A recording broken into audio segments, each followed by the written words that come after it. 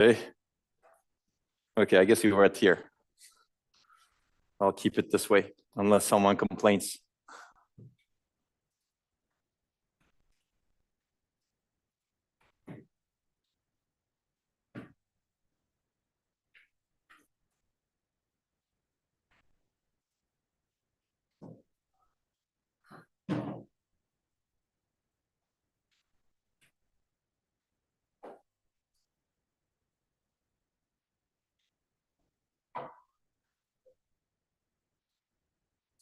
Okay.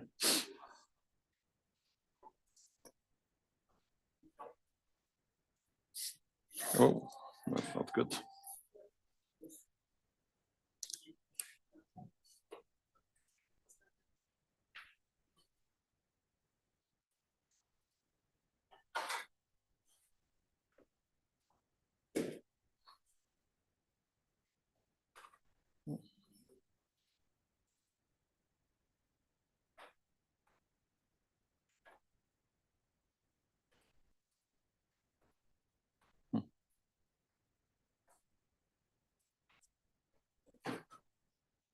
Okay, maybe it's time to get started.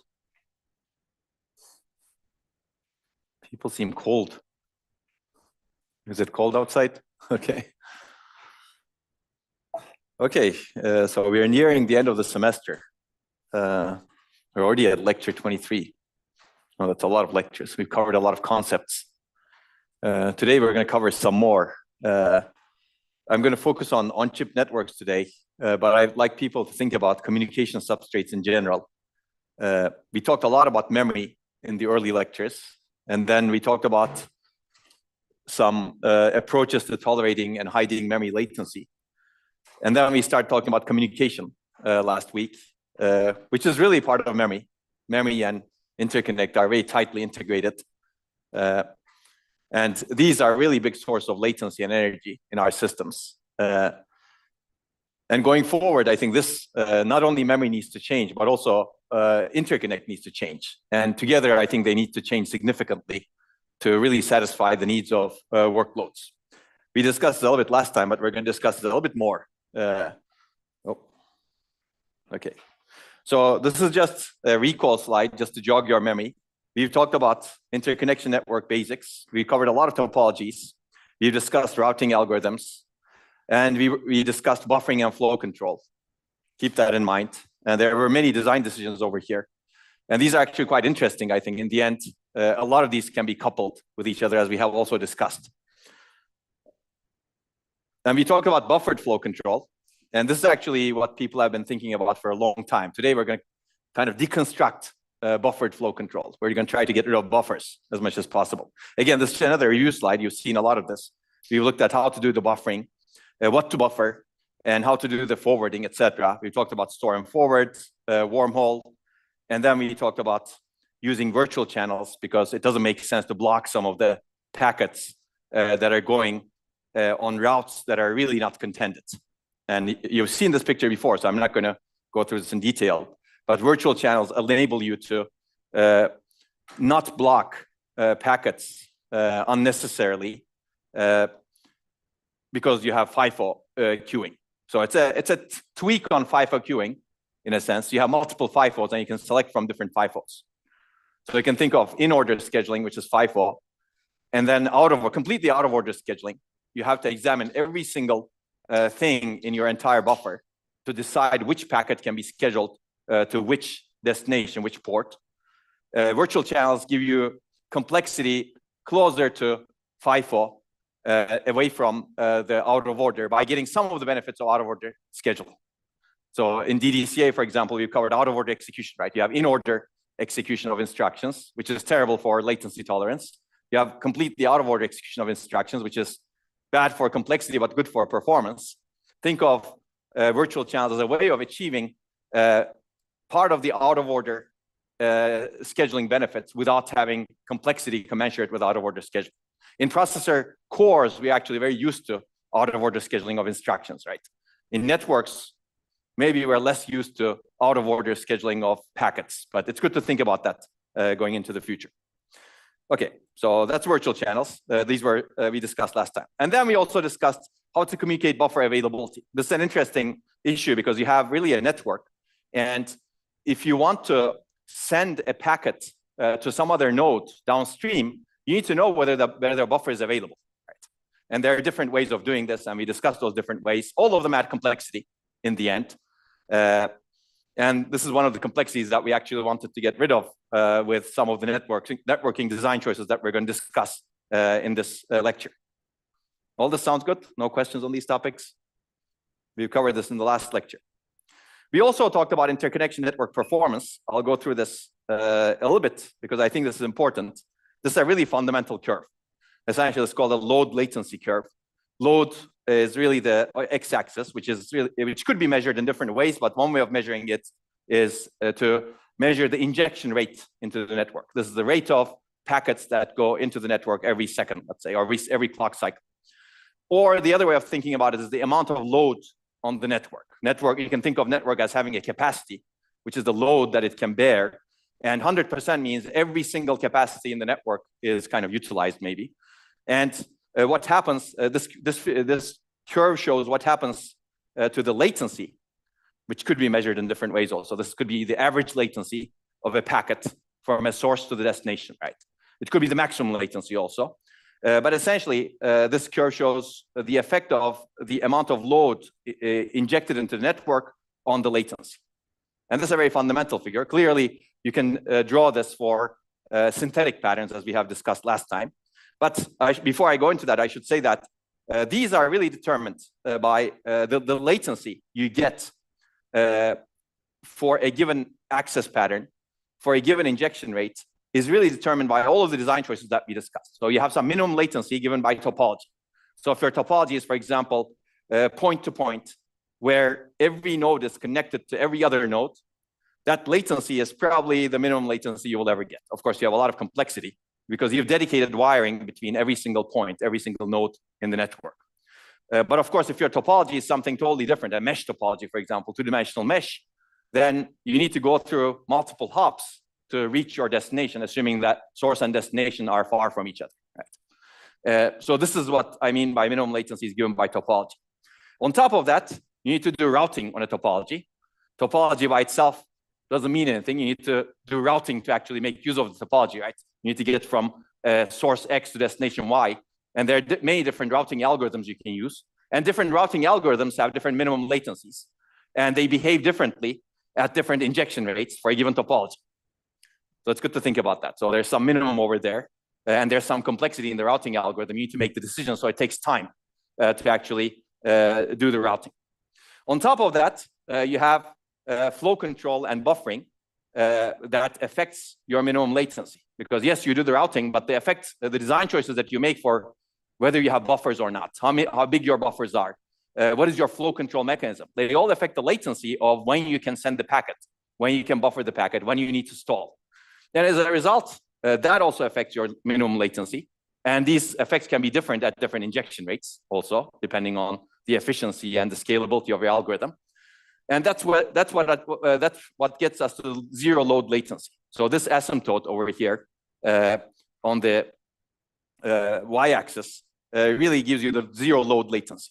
If you don't have any load on the network, over here basically, what is the minimum latency that you can get? Of course, as you keep adding more, as you keep injecting things, you get more latency. Okay, so you can do the you can do the same thing on the other side, which is what is the injection rate? The maximum injection rate you can have in a network is really determined by your topology. Your topology basically tells you this is how much your network can, how much load your network can carry, and it can still deliver packets. Right? Clearly, this curve doesn't extend all the way over here, meaning this particular network for a given pattern cannot have this injection rate, cannot sustain that injection rate. Okay. Also, your routing has some inefficiency, which means that it affects your throughput. I'm going to name this as saturation throughput, basically over here. It really affects how much load your network can sustain because of the inefficiencies it has. And also on top of that, buffering and flow control has some inefficiencies that reduce your throughput. So you can see that on the y-axis, we've added more latency based on our design choices. On the x-axis, we've also reduced the injection rate based on our design choices. Then the question is, what is this curve, right? Basically, here you have the zero load latency. Here you have the saturation throughput, meaning the throughput at which the network cannot really function, beyond which it cannot function, or latency shoots up. And this curve can be essentially plotted for different types of access patterns, for different types of design choices. Okay, I've already discussed this. So I'm going to skip these because we already discussed it, but ideal latency, you cannot achieve it because you have this is really the latency due to wire delay between source and destination.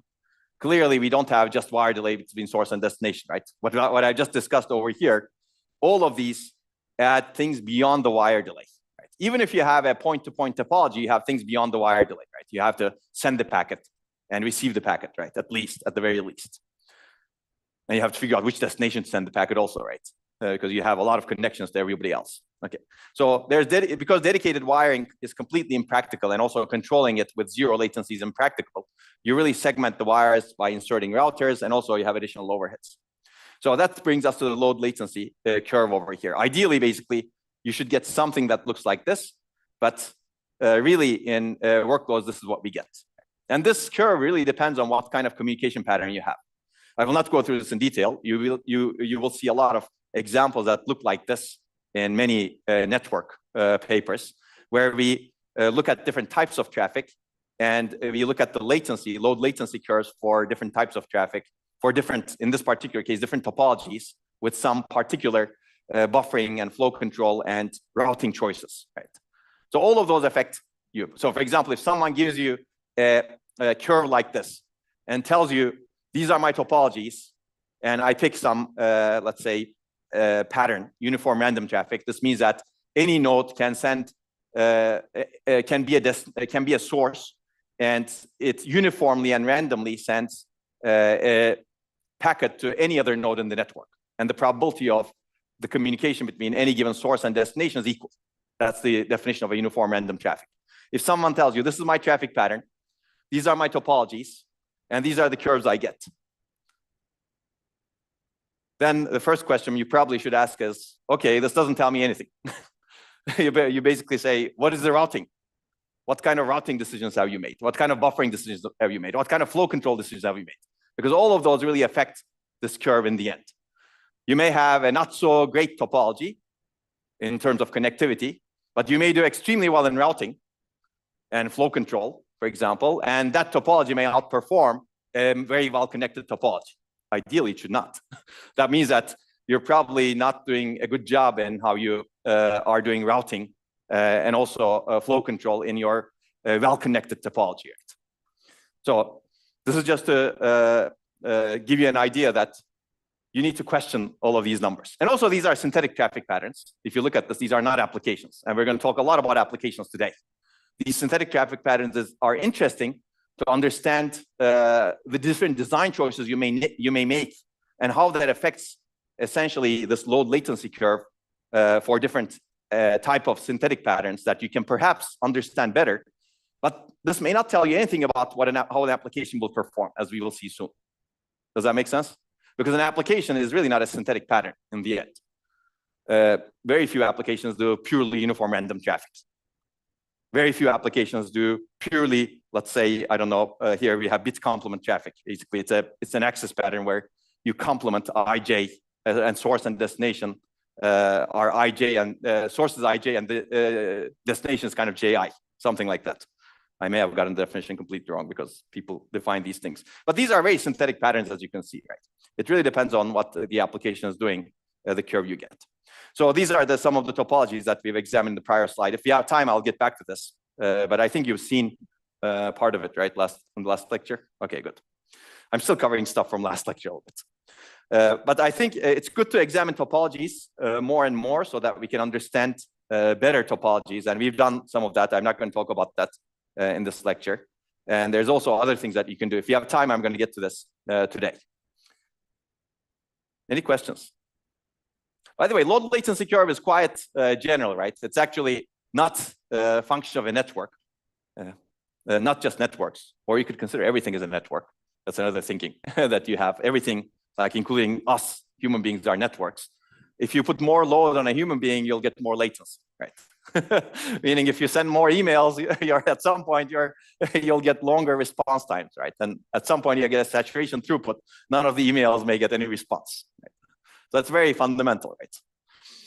Okay, so network performance metrics, we've discussed this a little bit last time. I'm not going to talk about this. Today, we're going to focus a lot on application level performance. In the end, what really matters is the application you're executing.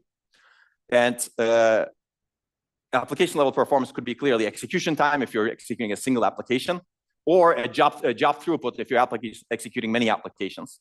And clearly, both of these could be affected by interference among different threads and applications. And we're going to see some of that today. But before I go into some of the more specifics, I think I will mention what I said earlier. I think we really need to rethink how we design communication networks going into the future, because a lot of things are changing. And they already changed, actually, but more changes to come. Clearly, we're having new architectures, new applications, and new technologies, and they all demand revisiting, rethinking how we actually handle communication. And I believe we're not doing enough of that in the design of our systems. So we're going to talk about on-chip networks a lot today versus off-chip. So some of that rethinking I'm going to show you with examples. Clearly, there's communication that happens between on-chip units that is a bit different from communication that happens between off-chip units in a supercomputer, for example. Then we discussed a lot about processing in memory and storage in this course, right? And we talked about, for example, connectivity within the DRAM. There's more to do over here, basically. If you have actually a lot of processing on the memory side, you need more connectivity across the processors as well. And I think this is going to be more important in the future. There should be more communication between in-memory processors. There should be more communication between memory-centric and compute-centric units between the processing and memory system as well as the other accelerators in the system. And I think this requires more rethinking. And some of the actually work that's going on in architecture conference these days target this, which is good, but there needs to be more. At the same time, we have new and evolving workloads, which are demanding changes both at different levels of networks. So clearly machine learning, for example, is a very data intensive workload. Genomics is another one. We're disaggregating our systems more and more, right? You actually have, essentially, if you look at a data center today, you're really distributing computation and memory and storage across the entire data center. So you really need to rethink how you handle communication between those units. If you have, for example, disaggregated storage, disaggregated memory, where a lot of the memory and storage sits far away from where computation is done, then you may actually need to rethink how you do the communication across those. And within that disaggregated system, you may actually have computation also inside the disaggregated storage or memory. So there's a lot to do over here. And on top of this, I think we have new technologies. By the way, are these the latest slides? They don't seem to have what I added over here. It tripped my, maybe I sent you the, okay, there's the optical wireless chiplets. Let me see. I'll do the CRC check. Oh no, what happened here? I can see myself. It has 295 slides. It's supposed to be 309. I see 295.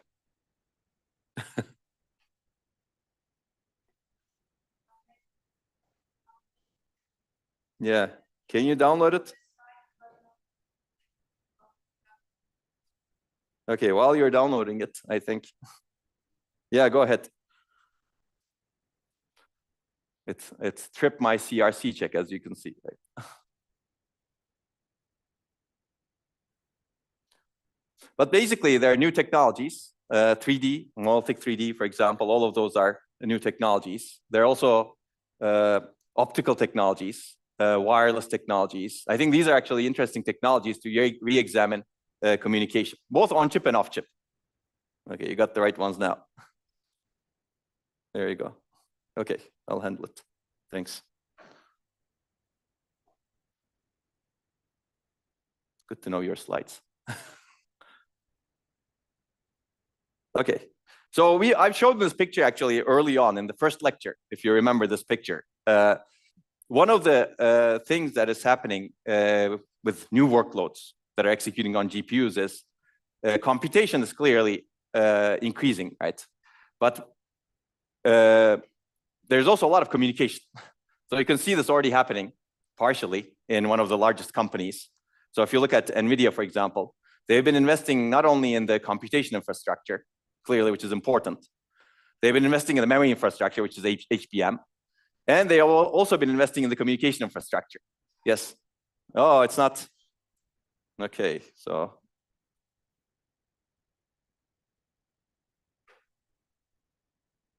Okay, is that better?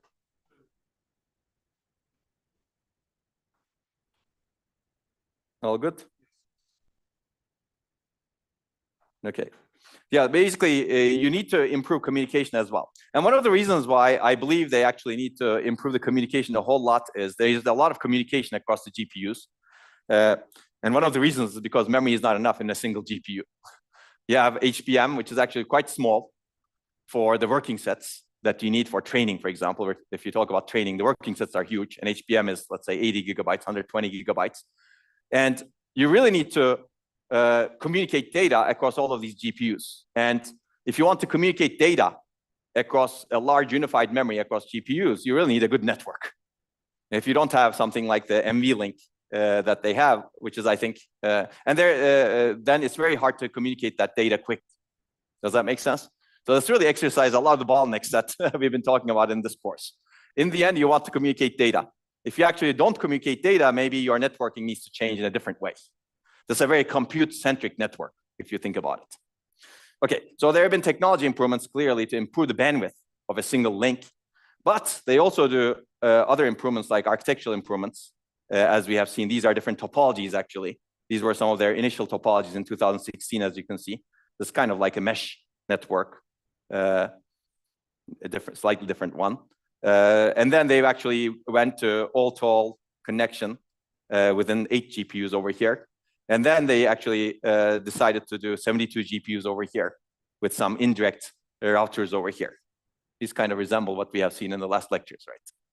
And these are not new, clearly. These are old concepts. But as the scale of the workload evolves, they need better communication mechanisms.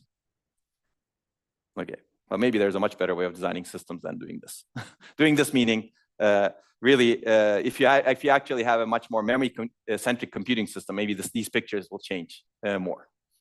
We've also seen, actually, the importance of the network when we talked about processing near memory using Tesseract, for example, graph processing accelerator. That the network over there across different within the processors inside the logic layer, as well as across the processors like 3D cubes or 3D stacked memory plus logic chips, it's actually very important for performance. And a lot of the optimizations that later work did was on that network. Okay, so this also, I think, points out that we really need to think what's happening across the stack when we design these networks. These are really slides that I've used in the first lecture, so we're going to get back to these slides. Okay, any questions? Now I'm going to give you an exploration into on-chip networks, because we've done some of this rethinking when I thought it was actually also really important to do this. When we were moving from, for example, single core to multi-core, right? There were people were designing multi-core systems, and there are a lot of questions that we tackled, for example, in this lecture about multi-core systems, how to handle interference, etc. But how do you design the network in a many-core system where cores are actually on the same chip is a good question. By the way, this actually increases with wafer scale. Maybe I didn't add the wafer scale technologies as part of the technology, but as you go to wafer scale, your network becomes even more important because you're within a wafer, and the efficiency of the network determines how well you can communicate across the entire wafer, right? Okay, so what is on-chip networks? Clearly, on-chip networks is a case of a special case of general communication networks. You have processing elements, and you have routers, and all of these reside on chip. They can connect cores, caches, memory controllers. And if you have, let's say, thousands of cores, probably buses and crossbars are not scalable, as we have discussed, right, in the last lecture. They could be packet switched, usually. Some common topology is 2D mesh, but remember, we discussed different topologies last time. Hierarchical rings are also employed a lot, actually, in on-chip networks today. So these are some examples. So at the time, we were actually looking at a lot of these things. Virtual channel buffering was common. This is actually something that we questioned, for example. But basically, if you look at an on-chip network, you primarily serve cache misses and memory requests, right? You have a multi-threaded application or multi-programmed application where the network really serves cache misses that come out of the processing element and routes those cache misses to the memory controller or maybe some other cache somewhere else in the on-chip, and then returns the results back. Of course, this includes a coherence request also. Don't forget about coherence.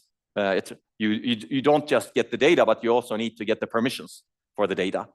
You also need to get the translations, for example, potentially if you have virtual memory. So there's a lot of stuff that may go on the network. Okay, so this is another picture. We've seen this like common thinking at the time, which is really complex buffered virtual channel networks. You've seen all of this earlier. That's why I'm skipping relatively quickly. And these systems are actually built. These are some example networks, 2D mesh network in Tyler. I've shown you this picture multiple times, actually. And not only one network, but there are multiple networks in general. For example, in Tyler, there were 4 packet switch networks and 1 circuit switch network. As you can see, some of them are for request packets. Some of them are, one of the networks is for request packets, cache requests. One of the networks is for response packets. This ensures that you don't have a high-level deadlock. For example, a request delaying a reply. And if you have that sort of deadlock, that's not good. Then the network cannot make progress. But if you have to separate things into 2 networks, you ensure that requests don't delay replies, right?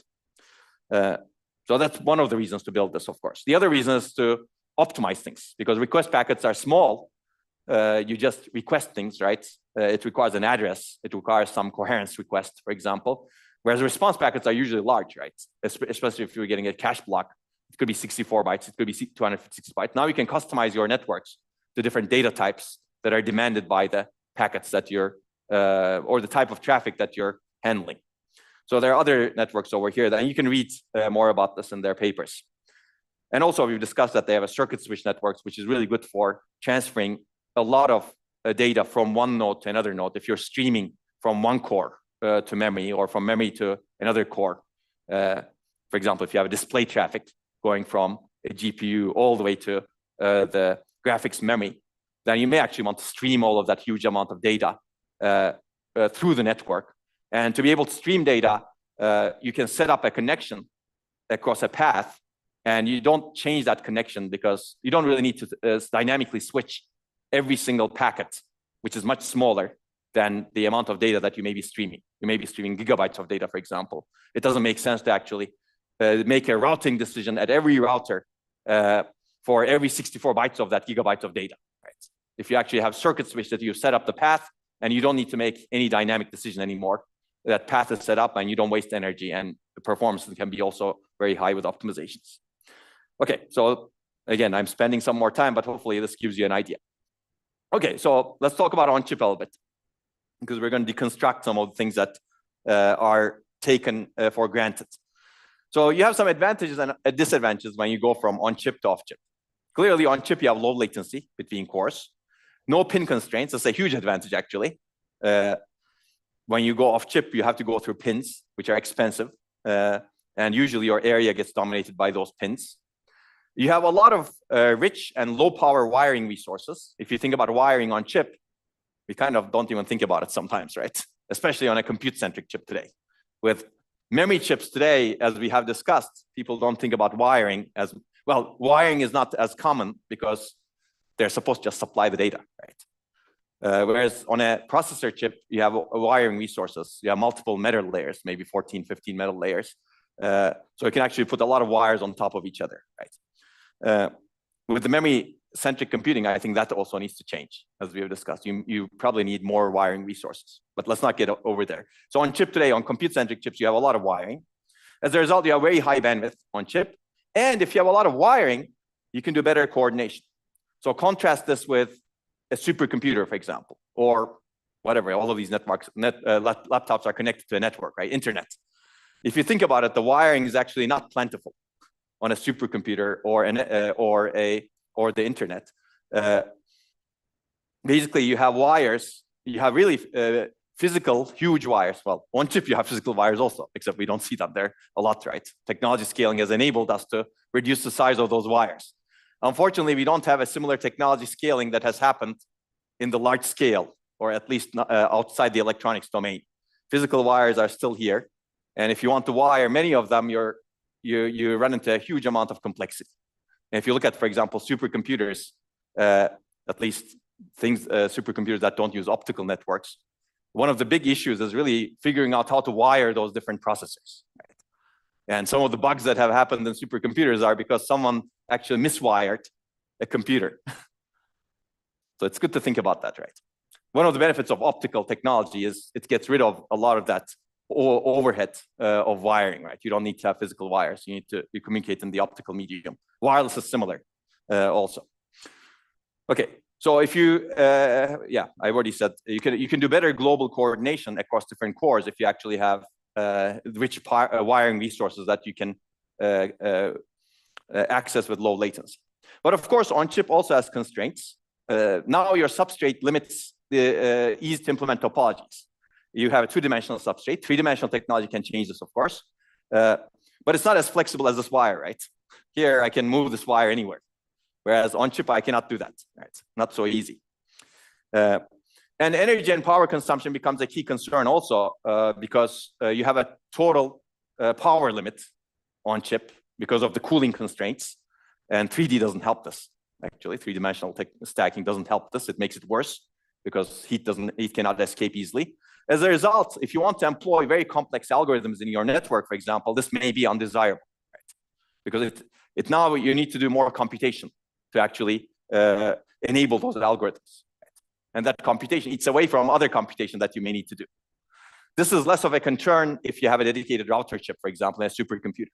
In a supercomputer, you have a processor, and then you have a router chip, and that router chip handles the communication, and that router chip's function is just to do routing, right? Or networking functions.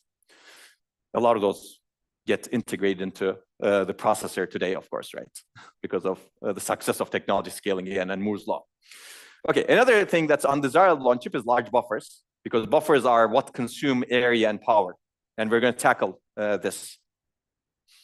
And in the end, the wiring resources, you actually have a lot of rich wiring resources because you have a lot of area, but whether you have enough area and whether you have enough metal layers constrain the use of your wiring resources.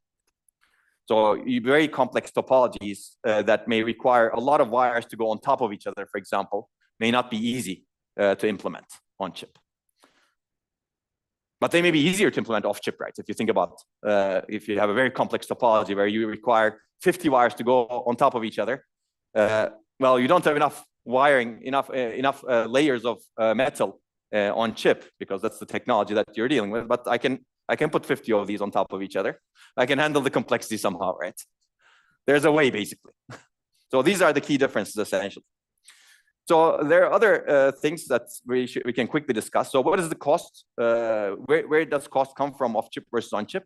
Essentially, off chip, it's channels, pins, connectors, cables. Whereas on chip, some of these are not that important because pins, for example, you don't go off chip. There's no pins, essentially. Cost is really on storage and switches. And this leads to networks with many white channels and less buffering, but still buffering. So channel characteristics, on chip, you have short distance, low latency. And essentially, you can also do other things on chip more easily. For example, put logic and repeaters, right? And workloads also are a little bit different. Off chip, usually you have large scale parallel application, multi-chip traffic, or some sort of distributed computation, right? As we discussed last time, or in one of the lectures, we can distribute computation on the network, right?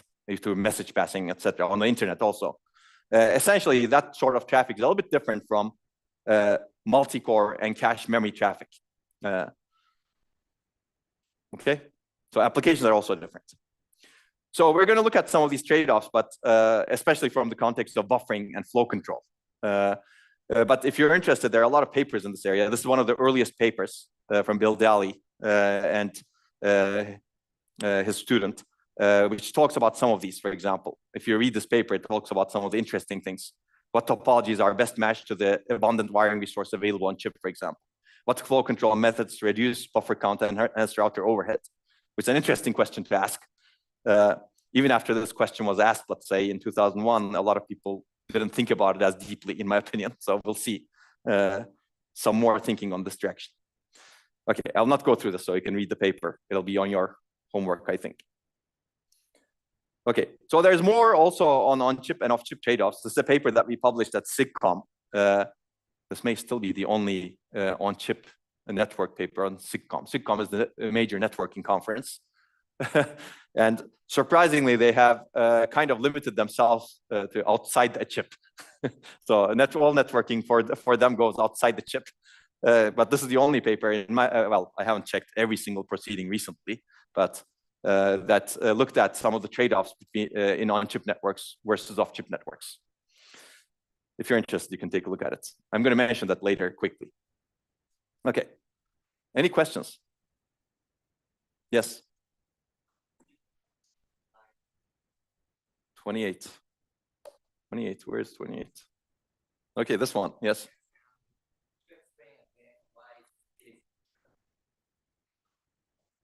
Mm-hmm.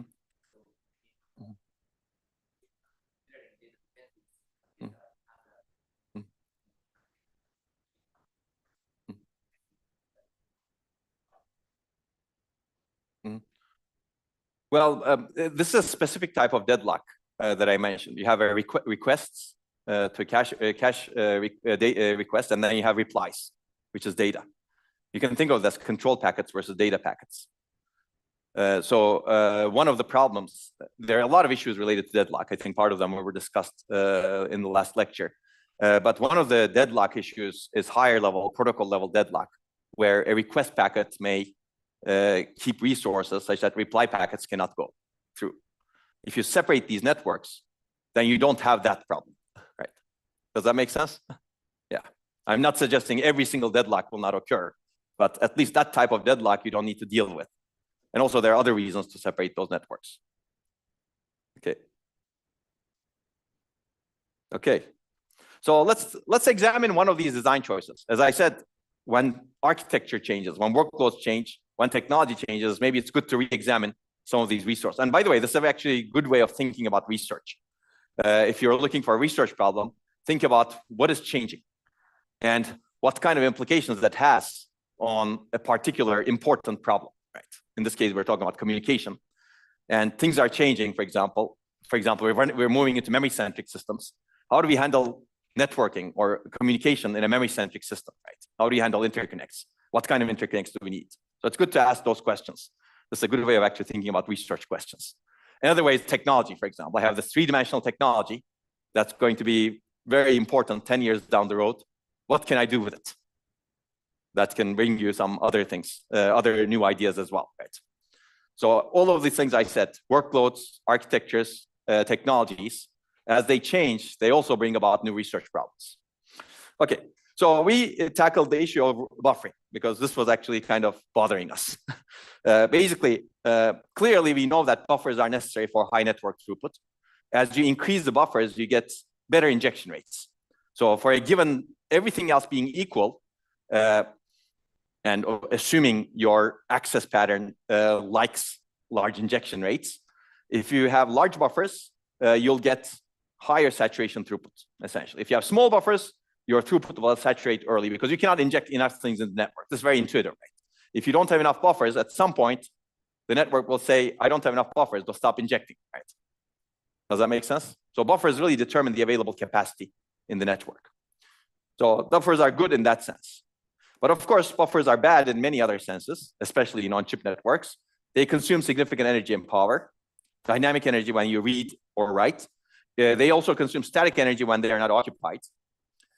They also add complexity and latency, as we have discussed, especially in the last lecture, but earlier today also. You need logic for buffer management, virtual channel allocation, credit-based flow control, or some sort of flow control mechanism.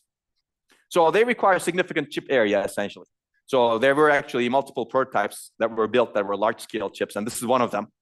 I don't think it did buffering very efficiently, but because of that, the buffers occupied about 75% of the total on-chip network area. Maybe 75% is too much, but you can actually, buffers, depending on how much buffering you use, and what kind of technology you use to implement your buffers, this could be 40% easily. Because you do need buffering, especially in large-scale networks, to tolerate the round-trip latencies, for example. Yes? This one? Yeah, potentially. Yeah, there's some slight difference over here, but I cannot really. Yes, this picture is not necessarily perfect. But I think there's actually that's a tougher one. Because if you have larger buffers, that may not necessarily need large latency, right? Depends on how you use the buffer, right? If you actually, for example, depending on what kind of operations you do on the buffer. If the operations are searching the buffer, yes. But if the operations are these FIFO buffers, if these are first in, first out, then that may not affect your latency as much. That's why we didn't change that latency over there. Does that make sense? Yeah. That's a good question. Okay, so basically the question we asked is, can we get rid of buffers? Again, this is another example where you examine an extreme, right? Everybody is doing, let's say, a lot of buffering. For us, we felt actually there was too much buffering and too much complexity. It's good to examine some extreme where you don't have any buffering and ask the question, what is going to happen if we actually get rid of buffers? Of course, there are intermediate points, and we're going to move to some more intermediate points from this extreme as research progresses, as you will see. Okay, so of course, the question is now, how much throughput do we really lose? How is latency affected, et cetera, on applications? And up to what injection rates can we use this sort of bufferless routing? And are there realistic scenarios in which a network on chip operates at injection rates below that threshold? So can we achieve energy reduction? Can we reduce area and complexity? So this paper in ISCA 2009 answers those questions, some of them very optimistically. We're going to fix some of these things later on, as you will see. I think of this as kind of the radar paper. If you remember the radar paper, we said we're going to get rid of refresh as much as possible. But we're going to be a bit optimistic about it because we don't know exactly how things behave, like variable retention time, some things that can be later discovered, right? Okay, so basically it's not a new idea also. This is actually an old idea. This is a beautiful paper by Paul Baran on distributed communications networks. It was written in 1962. It actually talks about a lot of issues on distributed communications networks, including routing, including very low-level issues, technologies of the time in the 60s, which are very different from technologies of today, actually. And the idea is, don't buffer things. Meaning, if two packets come to the same router, and they need to take the same output port, like this, they contend with each other. Essentially, don't buffer one. So in a buffered network, what happens if two packets come to the same router and need to take the same output port? One of them gets buffered, right? And you send it in the next cycle, potentially, hopefully. But bufferless routing says if there's no productive direction available for a given packet, send it to somewhere it doesn't want to go. So these two things need to, both of them need to go over here, but one of them gets deflected. It doesn't get always deflected. For example, both of these packets may get to their destination, come closer to their destination, if one of them goes here and the other goes here, right? If the destination is over here, right? Does that make sense? So that's what the productive direction not available means. Basically, existing routers try to route the packets such that you always make progress toward your destination, meaning you always take a productive direction, productive output port. Hot potato routing, as it's initially discussed, says sometimes you can take the non-productive direction as well, meaning go far away from your destination. Does that make sense? And this leads to clearly non-minimal routing, meaning the number of hops from your source to destination is not what is minimal given your topology. You can take the scenic route. It could take longer to get there. But this way you can eliminate the buffers. That's one advantage. And maybe you don't get that much performance impact because this packet, now it goes to some other router, and then it goes to some other router, and then it goes to some other router, and hopefully it'll get to its destination by taking a longer route. Right? Okay. So this is called hot potato routing because essentially you can think of it as a hot potato route. Yeah, a packet is a hot potato. Nobody can hold it for too long. You cannot buffer it essentially. You send the hot potato to the next person. And we could actually play hot potato over here and let's see who gets burned. Who gets burned is the buffered router. Okay. So basically, hopefully we're going to get rid of a lot of this complexity.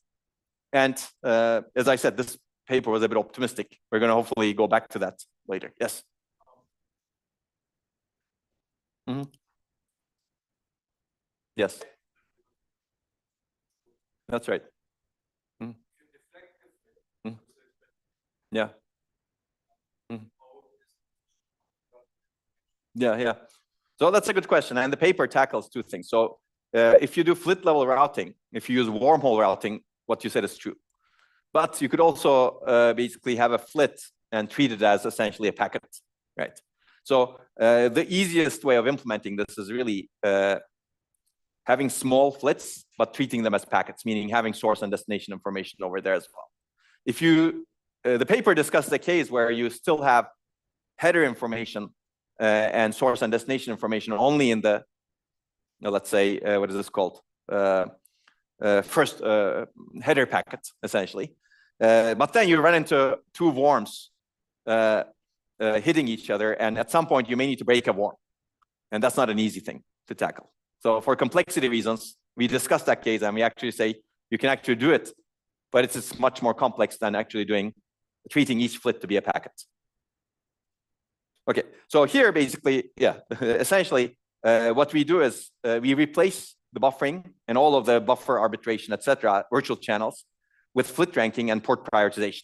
Essentially, we create a ranking over all incoming flits to the router. And for a given flit in this ranking, we find the best free output port, meaning this applies to each flit in order of ranking. Essentially, that's the router's job now.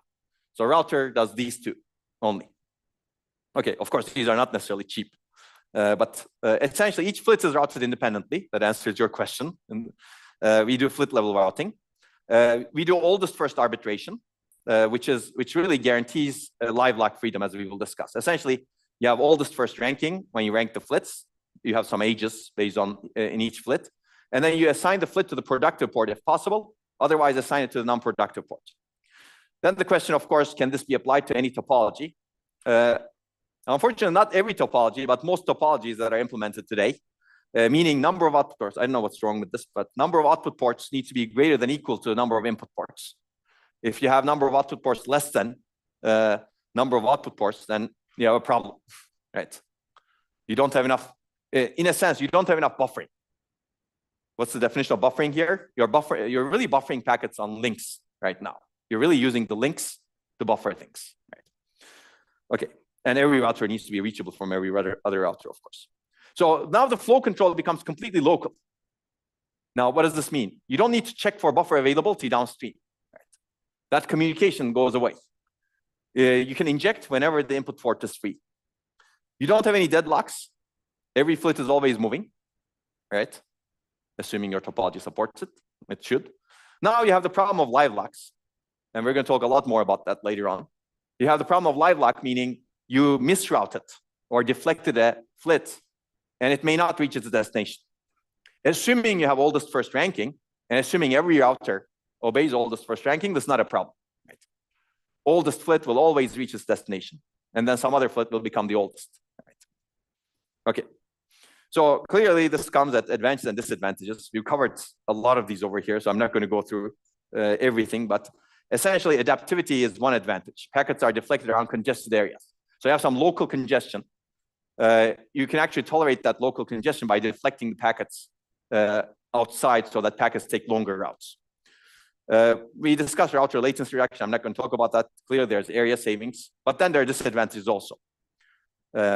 I think we've talked about this. There's also increased buffering at receiver, unfortunately, because now your flits don't necessarily arrive in order.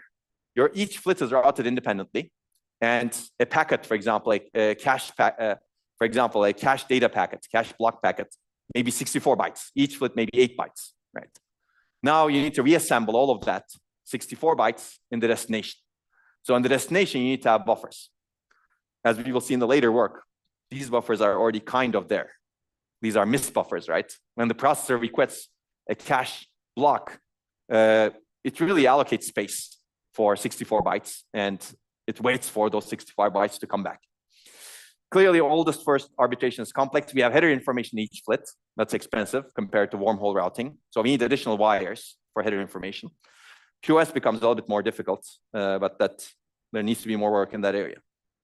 Okay, so we did some evaluation, and this is with some synthetic traces, we get what we expect.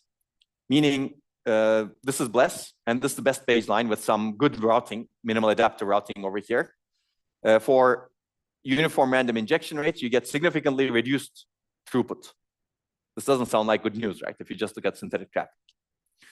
Now, some other workloads are actually not like this. Workloads are not always uniform random. They do caching, so you don't go to the network a lot.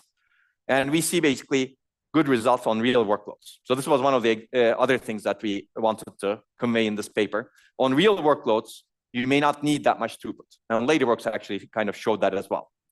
So we get basically very little workload, application level degradation. I don't want to go through this in detail, but that's how it is. But you'd get significant energy savings. So if you look at this picture over here, what should I look at over here? Essentially, these are the bufferless networks over here. We can reduce the buffer energy significantly. What increases, link energy actually increases, because now you have more links that are being traversed, right? Because you're actually using more of the link capacity. And the others actually are kind of similar, but they increase slightly. So because you reduce the buffering energy significantly, you have an overall significant energy savings. Hopefully that makes sense. Of course, this assumes if your buffers are a lot more optimized, these savings may be lower. So it really depends on what is your energy distribution across buffering, links, and routing. If your links are very expensive in terms of like width, for example, that also may not be very good, right? But then in the baseline, that may not be very good also, right? So it's good to think about that. So the savings you get really depend on where is energy spent. This is not an unreasonable picture actually over here. You get, this is other functions of the router, blue part. This is the link energy, and this is the buffer energy. Link energy may be a lot higher if your frequency is higher, for example, etc. Okay, so basically, the takeaways over here is on real workloads, injection rates are not very high, and there are multiple reasons over here. One of the reasons is your caches have some effectiveness. You're not sending every single request, and also it depends on where you place the network, right? If your network is after L1 or after L2, it's good to think about. In this case, we look at after L1. And also, after some point, the cores don't keep injecting. This is actually good to think about. Some of these access patterns say you keep injecting, meaning it's an open loop traffic. You keep injecting, and the cores keep injecting, and they can keep injecting forever. That's not real, in the sense that in a processor, you're running a real application, and that real application is using buffering resources inside the processor instruction window. And at some point, you run out of resource in the processor, and you cannot keep injecting into the network, right? Does that make sense? You cannot sustain more than some number of cache misses. And we've discussed this issue also, like Runahead, for example, tries to solve this problem when you're stalled. Essentially, at some point, the processor will stall. So the networks are really self-throttling. Okay, so basically, for bursts and temporary hotspots, you can use network links as buffers. Okay, these are the conclusions. I will not go through this, but essentially, our goal was to make a strong case for rethinking of network on chip design. And future research, this is what we envisioned. Any questions? Yes, please. Mm-hmm.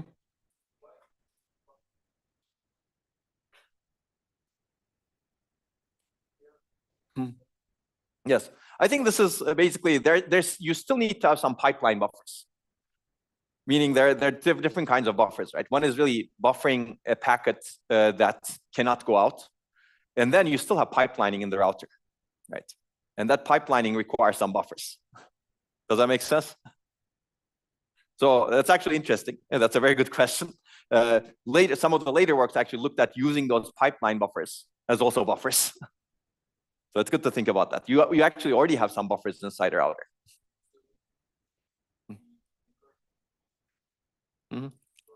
Slight performance degradation. Yes, exactly. Exactly. Yes, exactly. So you get significant energy savings and area savings. But yes, performance slowdown, you incur some. But we're going to actually make this a lot more, let's say, detailed soon. Any questions?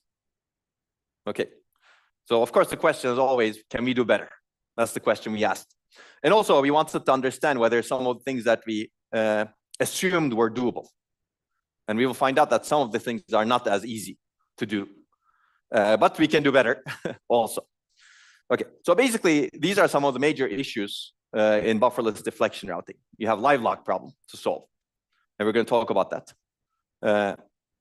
The good thing is you don't have a deadlock problem, right? We discussed deadlock, for example, in the last lecture. We discussed the turn model, which is a beautiful model for routing, etc. You don't need to deal with any of that with bufferless routing. But because of Livelock, there's some actually resulting routing complexity that we have that needs to be taken into account. So we're going to go deeper into router design a little bit more. There's, of course, performance issues and congestion issues, especially at high loads. So the reason we didn't see a lot of performance degradation is because workloads were not really having high loads on the network. But on workloads where you have a lot of high injection rates, you will see a lot more performance degradation. And I'm going to show you some results. Again, the question is whether those workloads are realistic or not realistic.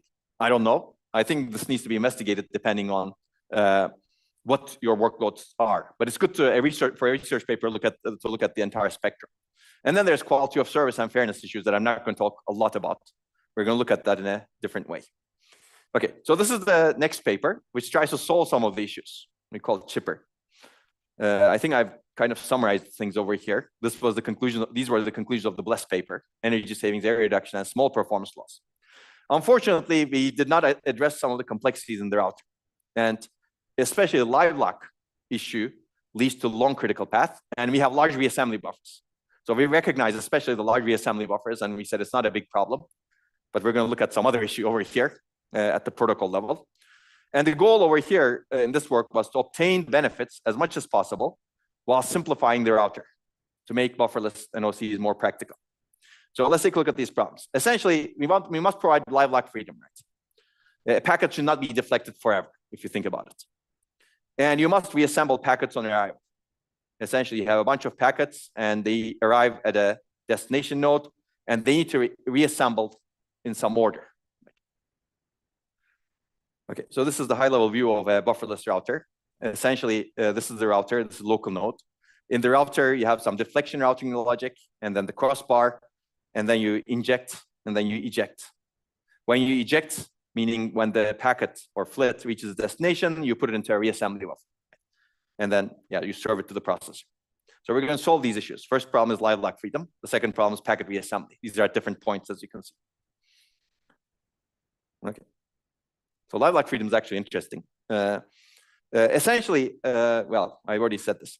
So the Livelock freedom that originally that we thought, and a lot of people thought, was you need to sort the flits by age and then assign them in age order to output ports. This is called oldest first arbitration. It's thought to be complex, and in this paper, we quantify the complexity of it. And essentially, we find out that the router needs a much longer critical path than a buffered router to be able to do this. And we will see the reasons a little bit. And you also should reassemble packets upon arrival. And the number of buffers you have on the reassembly side or the destination side needs to be sized for the worst case. And worst case meaning, what is worst case? Every single node is sending something to the same destination. Right? So for example, for a small network, 64 nodes, 64 byte cache blocks, it could be 4 kilobyte per node. As network scales, of course, this also increases. Okay, you may think this is not that bad, and I agree, it's kind of not that bad, but some of the issue that we're going to discuss is not going to be just about the size of the buffers. Okay, let's talk about Livelock freedom. So what stops a flit from deflecting forever? Essentially, you time step all flits, assuming everybody has the same time, which is also another problem, right? Synchronization. All the splits are assigned their desired ports, which means that all prior work imposed a total order among flits, and every router obeys that total order. the age of flits forms a total order. And you guarantee progress for the flit that has the oldest age. If a router sees that flit, it prioritizes that. If a router doesn't see that flit and it sees some other flit, it prioritizes the oldest one, essentially. Now, new traffic gets the lowest priority, of course, in the router. So what is the cost of this, essentially? So let's take a look at a little bit deeper. So we want to sort flits by age. This can be done using a sorting network. So if you think about a router, 4x4 router, it really is composed of these 3 levels of 2x2 routers. Right? You can think of it that way. And if you have 4 flits coming, and these are the priorities of the flits, the highest priority is 1, the lowest priority is 4, you need 3 comparator stages. Let's take a look at the first router over here. It basically compares 1 and 4. It says 1 is smaller than 4, so it's highest priority, so I'm going to push it up, let's say. And then the second router also does something like that. Okay, so this is your sorting network in the end. Okay, you can design the entire sorting network. Basically, what this does is it really, the goal is to compare things so that you get the ordering of the ages in order at the outputs. Make sense?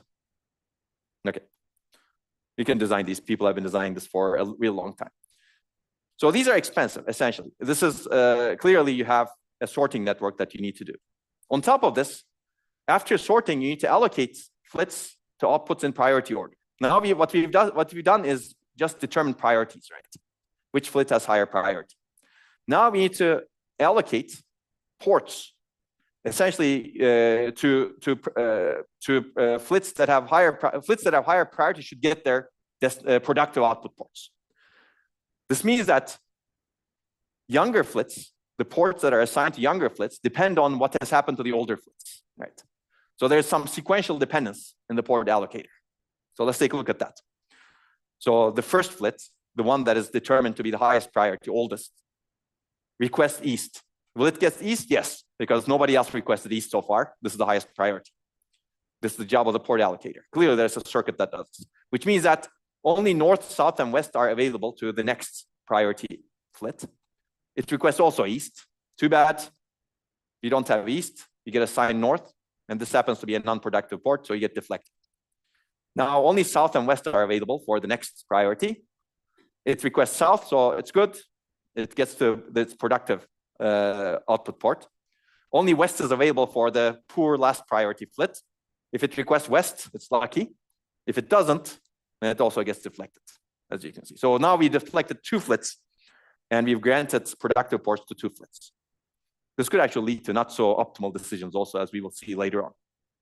Okay, so this is the router that we kind of designed. You have a priority sort that determines which flits are which priority, and then you allocate the ports based on priority levels. And if you design something like this, you get a much longer critical path than a buffered router, state-of-the-art buffered router. Now, of course, you can say, I can do a lot of these things in parallel. Yes, absolutely. You can actually parallelize a lot of things. You can basically do speculative decisions, for example.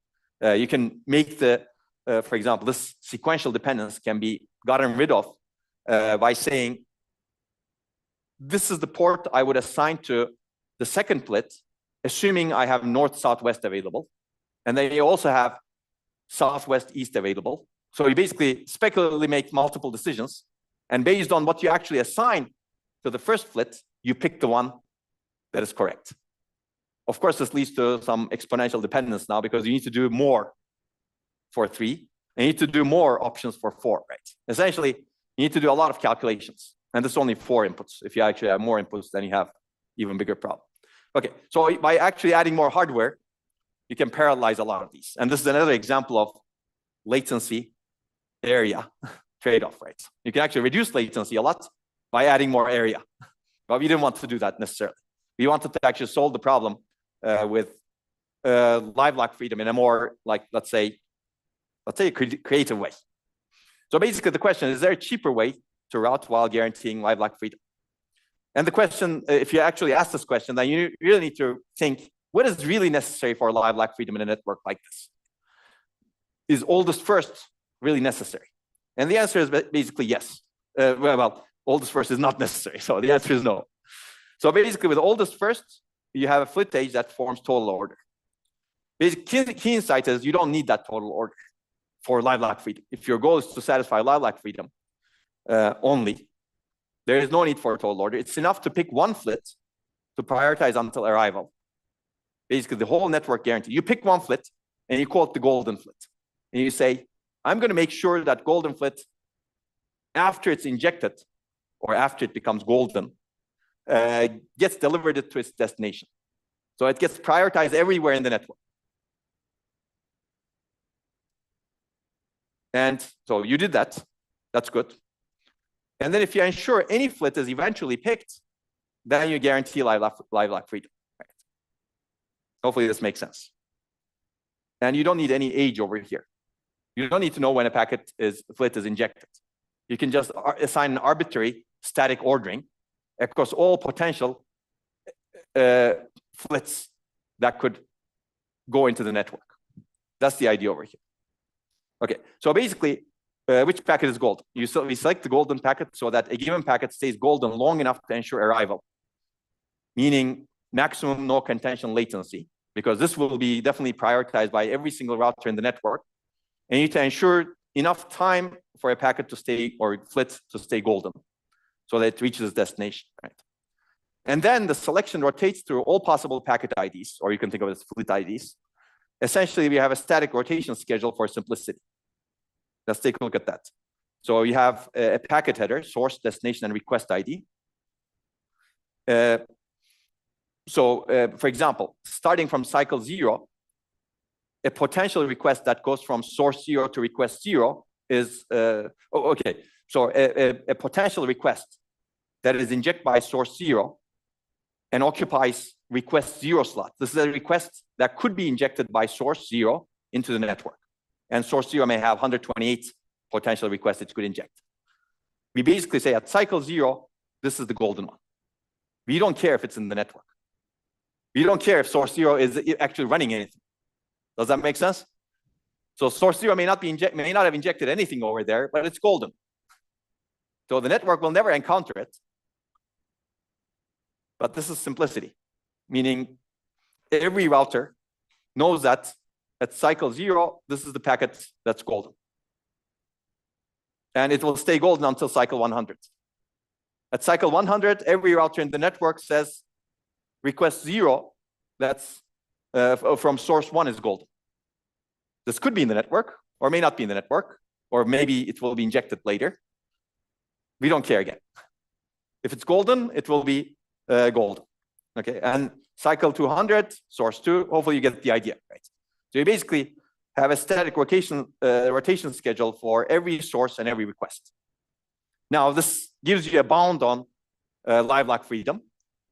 Hopefully, the worst case bound is not good, but the average case is actually quite good.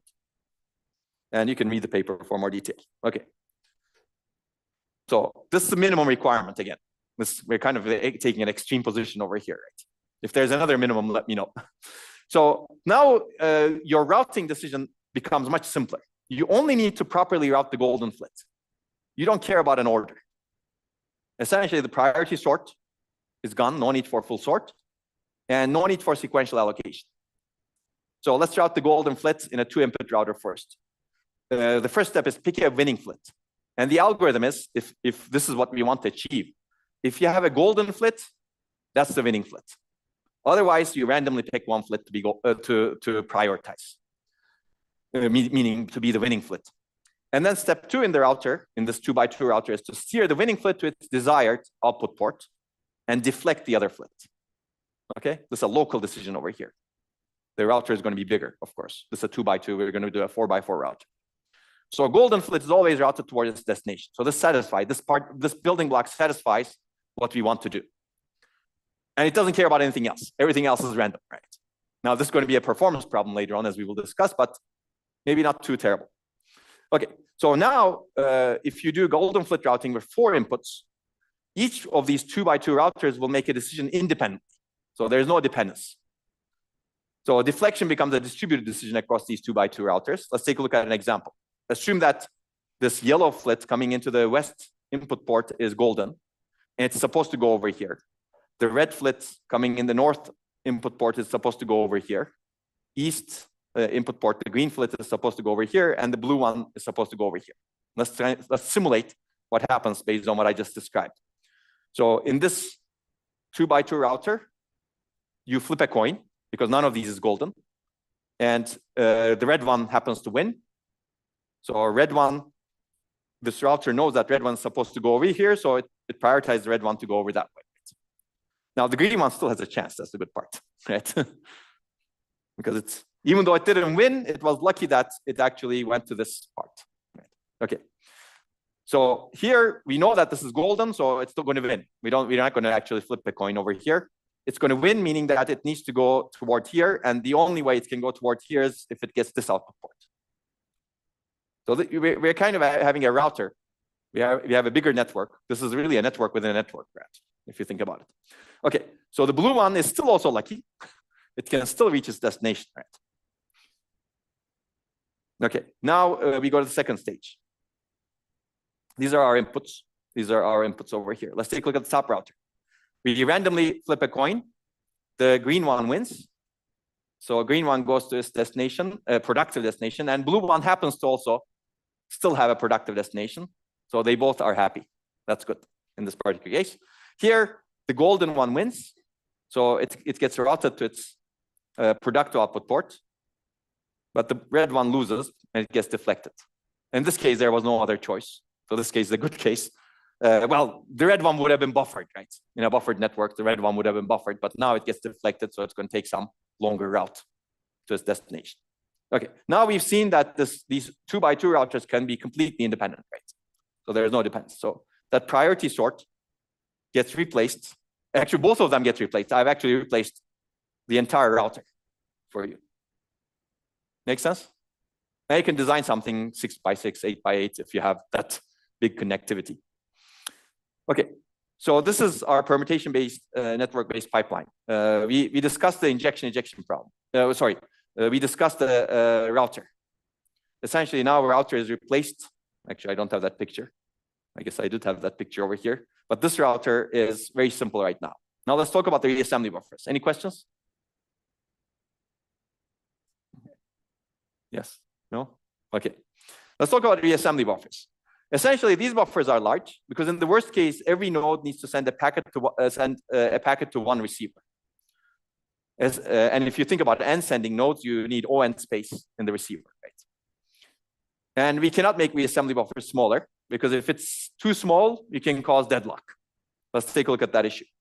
You can have many senders over here and not large enough reassembly buffer, let's say.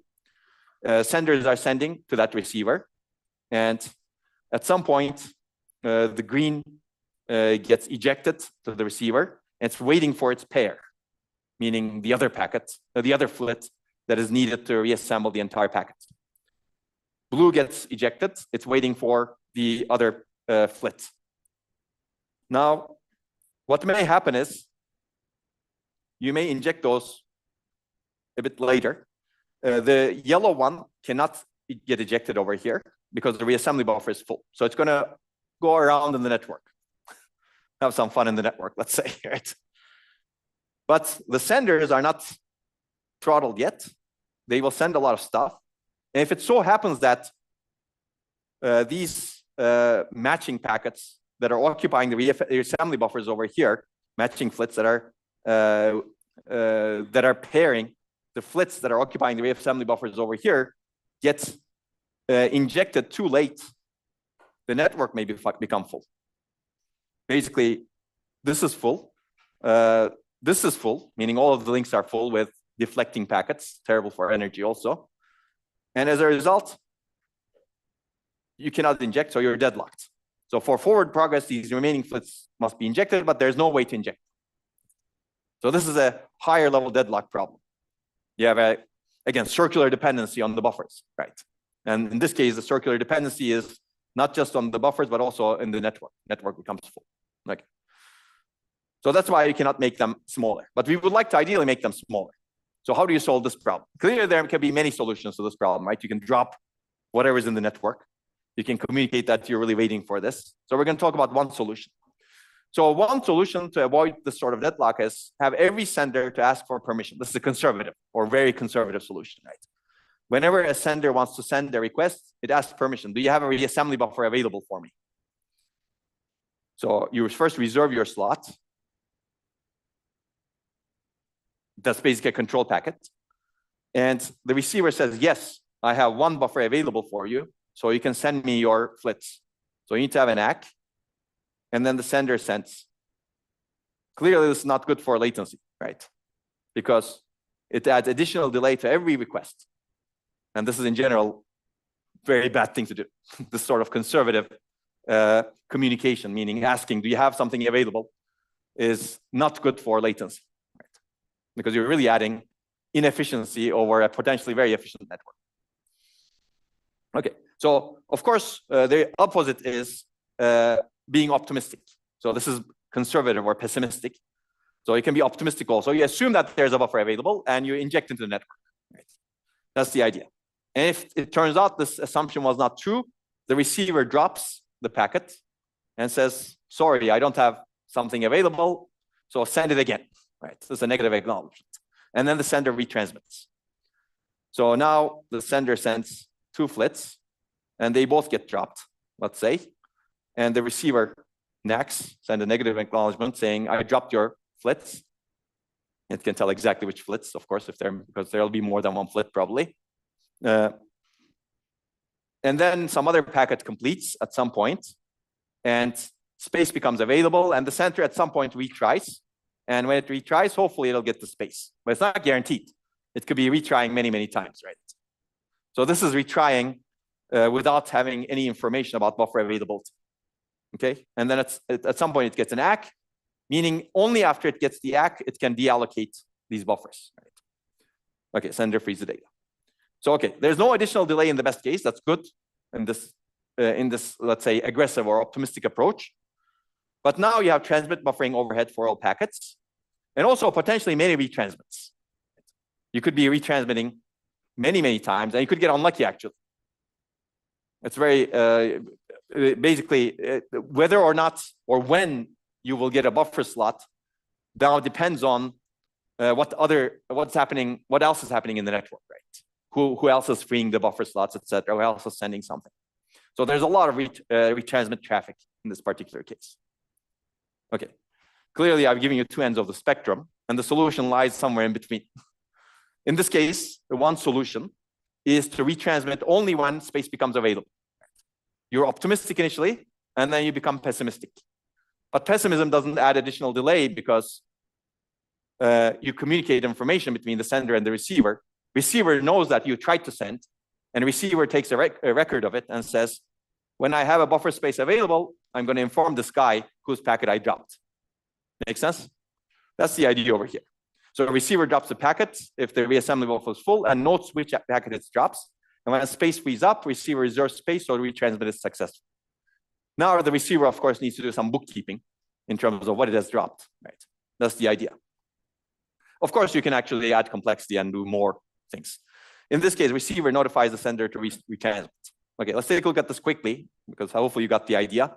The sender is optimistic to begin with. It sends its flit. The receiver drops it and takes a note. It doesn't negatively acknowledge yet, potentially. And then at some point, buffer space becomes available. And then at that point, the receiver says, I dropped your packets, but I did reserve a buffer for you, so please retransmit. Makes sense, right? And then once the sender retransmits, it will get the buffer. So there are no unnecessary retransmit except for the first one in this case. Yeah. Does that make sense? Any questions? Okay. Clearly, yes.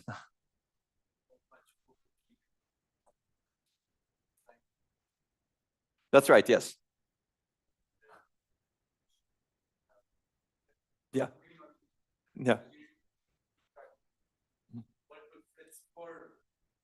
Yes, but those are actually small because you're not keeping track of data, right? So that sort of buffering is small. You're really keeping track of some node ID, packet ID, or flit ID. So that's much smaller than a 64-byte or 256-byte cache block, right? Okay. And then clearly there's a family of policies that look like this, right? This is retransmit once, but you could do retransmit n times potentially, right? And you can have different flavors, which I'm not going to talk about over here. Okay. And the other idea in this paper is really these buffers are already there. If you have a tight integration between the processor, assuming this is cache miss traffic, of course, or traffic that goes out to memory, right? Memory traffic in general. If you have a tight integration between the processor and the network design, you don't need to add additional buffers in the network because the processor needs to keep track of outstanding cache misses or any request that it puts out because it's waiting for it, right? It has to keep a record of it. It has to keep space for it. So these buffers are already there, essentially. So we use the MSHRs or misstatus handling registers as buffers, as reassembly buffers. So basically, you have reassembly buffering for free. It's really a truly bufferless network on chip. But of course, this requires the design of the, the MSHRs together with the network. If you actually have separation, like if you're in a company where two parts don't talk to each other, somebody designs the MSHRs from the on-core, and then somebody else totally different, in a totally different department, designs the router. The router people will say, oh, I have buffers. So whatever comes to me, I have a buffer over here, right? And this buffer is clearly replicated actually somewhere else in a slightly different form maybe, but it's there. So there's a lot of redundancy that happens because there are different, let's say, groups doing different parts of the design. But now you've taken this course, you've seen some of these things may be more fluid maybe, right? It requires more communication, of course. Okay, so that's reassembly buffers essentially. Now we replace them with miss buffers. So this is, in the end, I think this becomes a truly bufferless network because you really don't have reassembly buffers either. But you do need to manage the miss buffers in the way that we have discussed. Okay, so that's the end. So that's the final. I'm going to show you some results and we're going to take a break.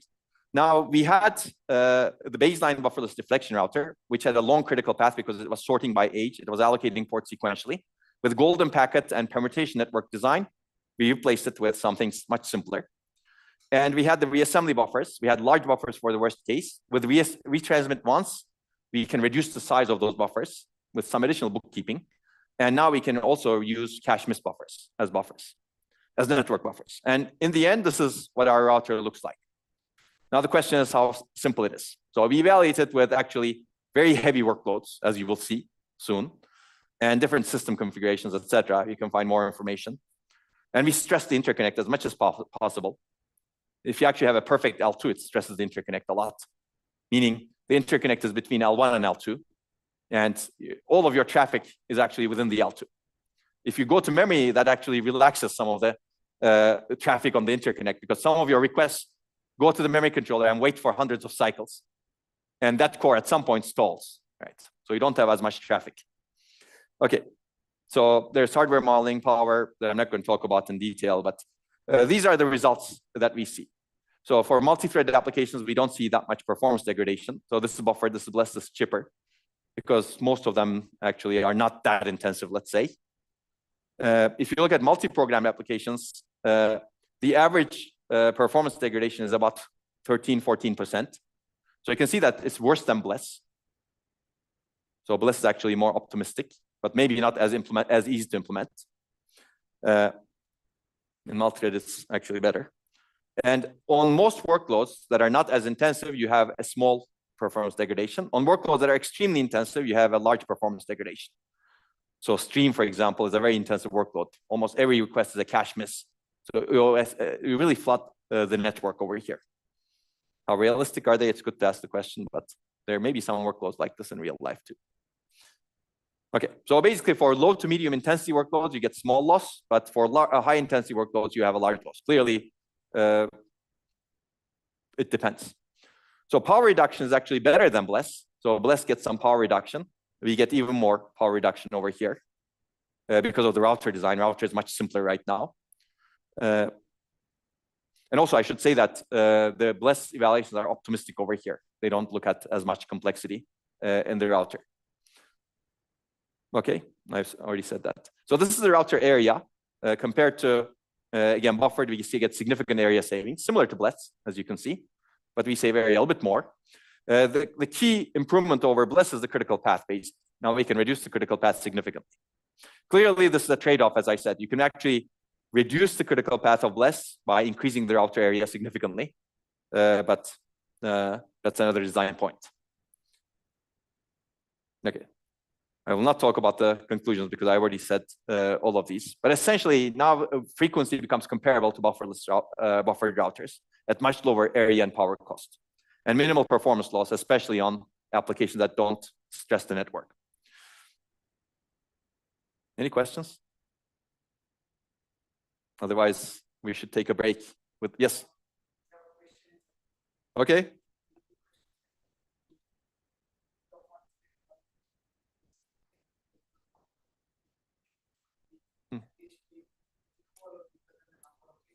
Yes.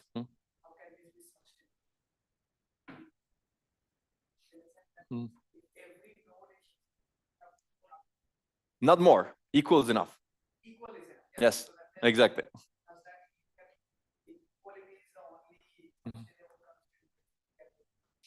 Yes, I mean, equality is enough, right? But if you have more, why not?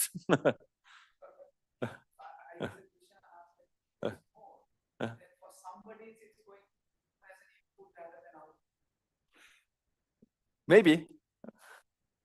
Depends on like what kind of communication you have. That's right. But equal is what we have today, right? In most workloads. If you look at a ring, it's equal. If you look at a mesh, it's equal. Okay. Okay, so let's take a break. Let's be back at, I think, 14:55. And then we're going to continue. We're going to ask the question, can we do better? And the answer will be yes. Question is how?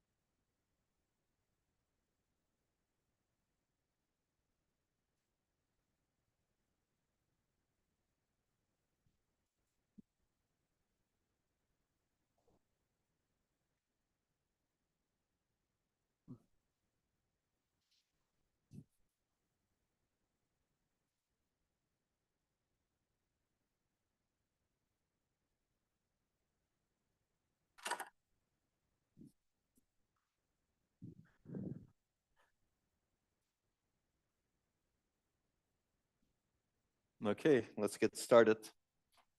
Everything is okay online? Sound? Yeah? Checking.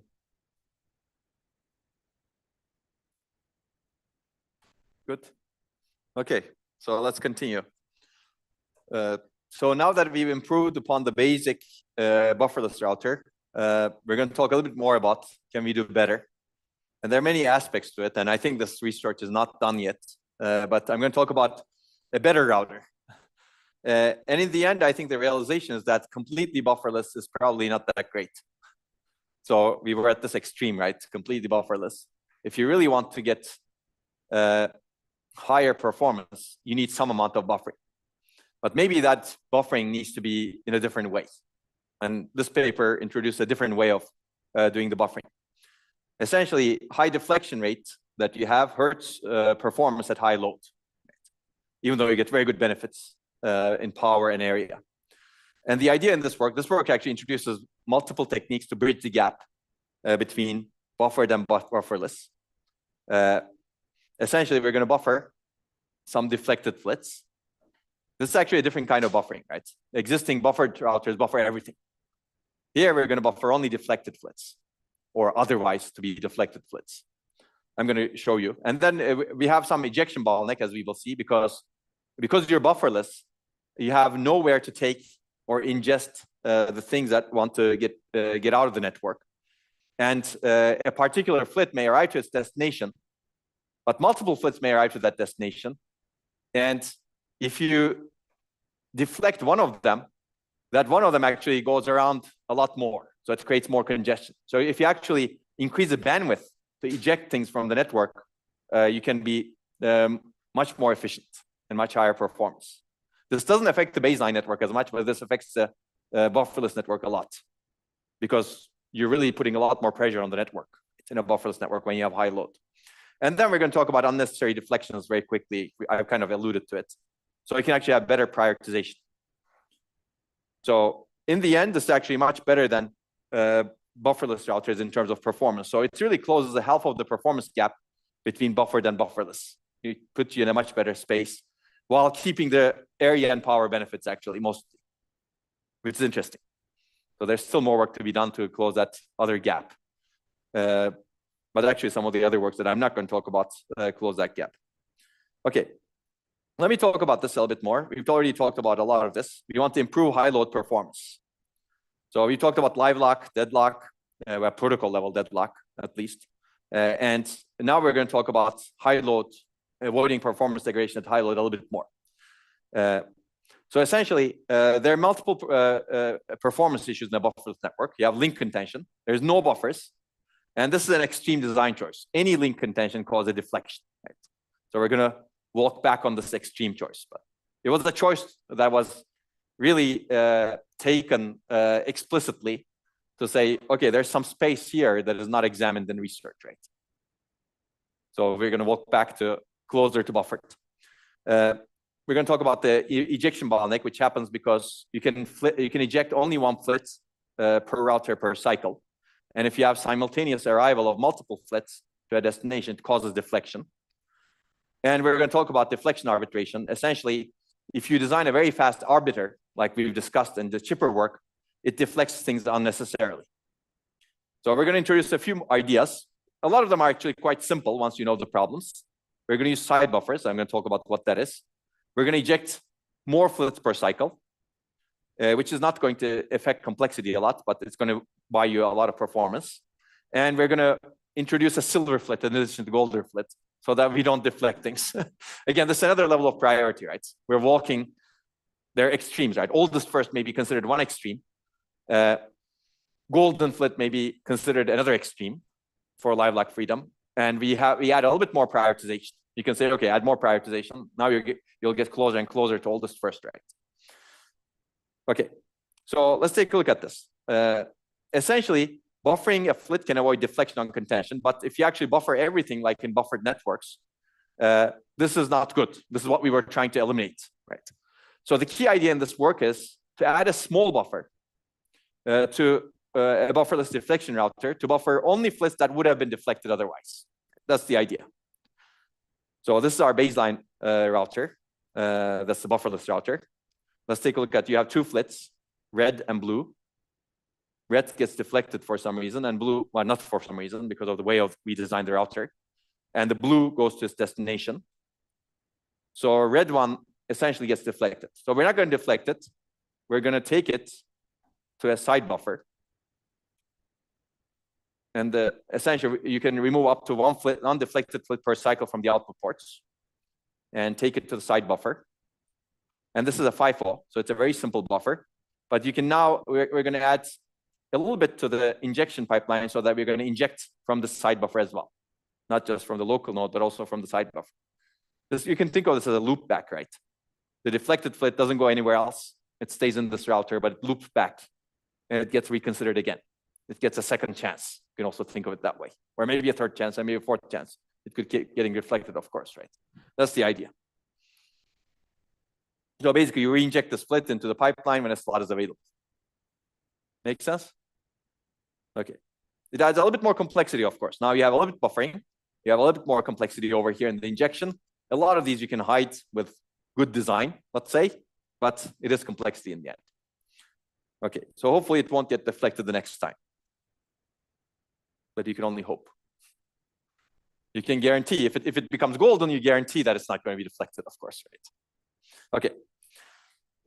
Okay, so I think essentially, relative to bufferless routers, you reduce the deflection rate. That's good. And we did some studies. If you have only a 4-flit buffer, deflection rate reduces by 39%. Clearly, you can add more buffering. And relative to buffered routers, buffer is much more efficiently used. You use the buffer only when it's really absolutely necessary. Right? Buffered routers essentially use buffers for everything. Right? And you can try to optimize that also. So you can basically get similar performance with 25% of the buffer space. Okay, let's talk about ejection. This again, relatively quickly, because it's a simple idea. Flits deflect unnecessarily because only one flit can eject per router per cycle. And we find that in 20% of all ejections, more than 2 flits could have ejected. Essentially, all but 1 flit must deflect and try again. And they cause additional contention. So if you actually make the ejection port bandwidth 2 flits per cycle, your deflection rate reduces by about 20%, which is not bad. Of course, you can make it 3, 4, 5, but then that adds more complexity. Okay, that's the idea. And I guess I don't need to animate this idea necessarily, but you have one ejection over here, and this guy, red one, even though it's at its destination router, it gets deflected, right? With side buffer, that's good. You can eject it better. But if you have dual ejection, well, if you have single with ejection, basically, it needs to come back at some point and try. Or it needs to come from the side buffer, but then that complicates this area a little bit also. Okay, if you have 2 ejection ports, both of them can be ejected consecutively or in parallel. Make sense? Okay. And for fair comparison, of course, you need to include this in the baseline routers as well, right? Now, the interesting thing is baseline routers don't benefit that much from the performance benefits of dual with ejection because they don't have as much of a problem, right? In the baseline router, if you actually have this problem, then you buffer things.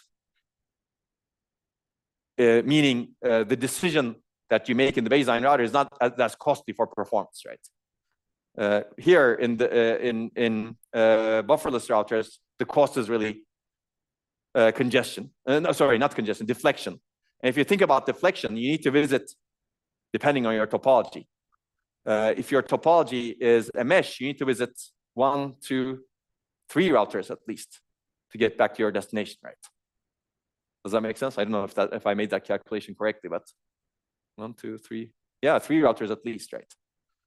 So a deflection is really costly, and this kind of not all deflections are equal in a sense. This is a kind of a terrible deflection. You reach your destination, now you're deflected because the destination cannot take you, right?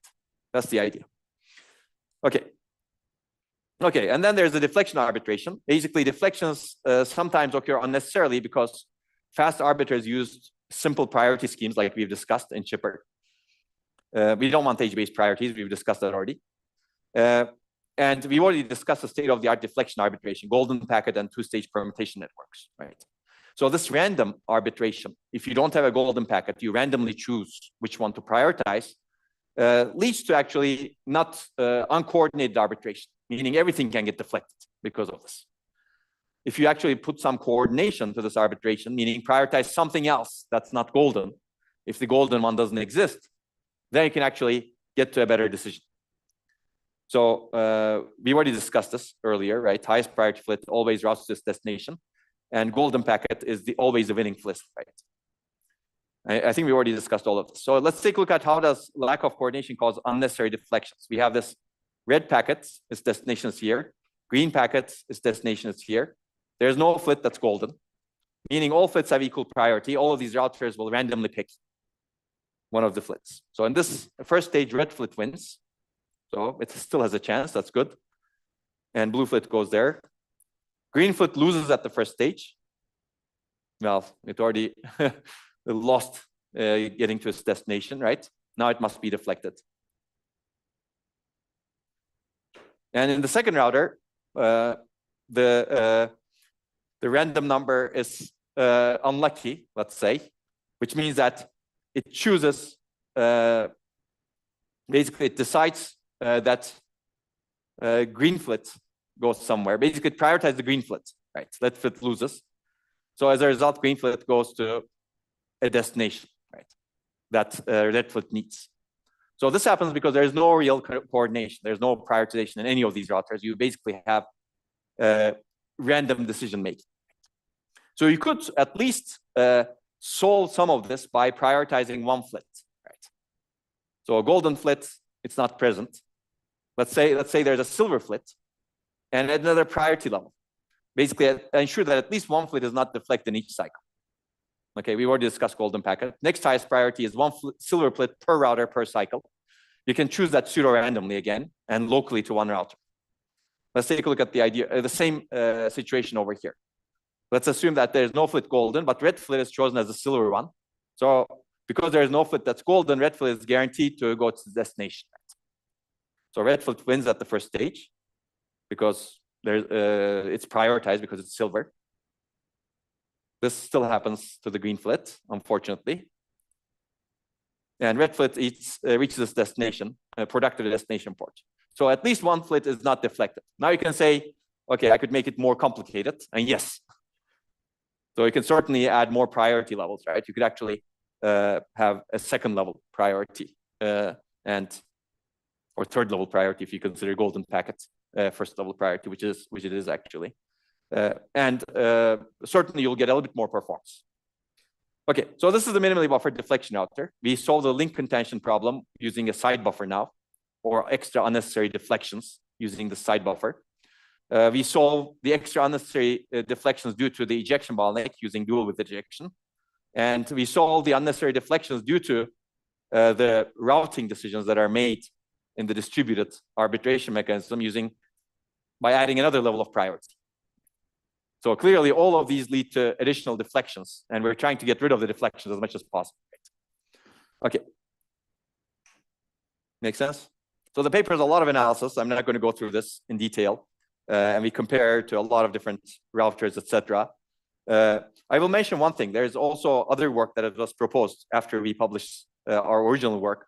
There's a hybrid bufferless and buffered router, which is interesting. It has both input buffers and deflection routing logic.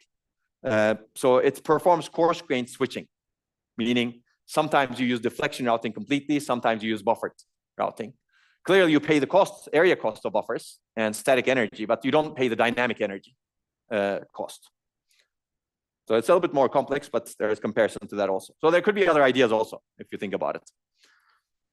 Okay, so these are the results. Very quickly, all mechanisms individually reduce deflections because they're designed to reduce deflections.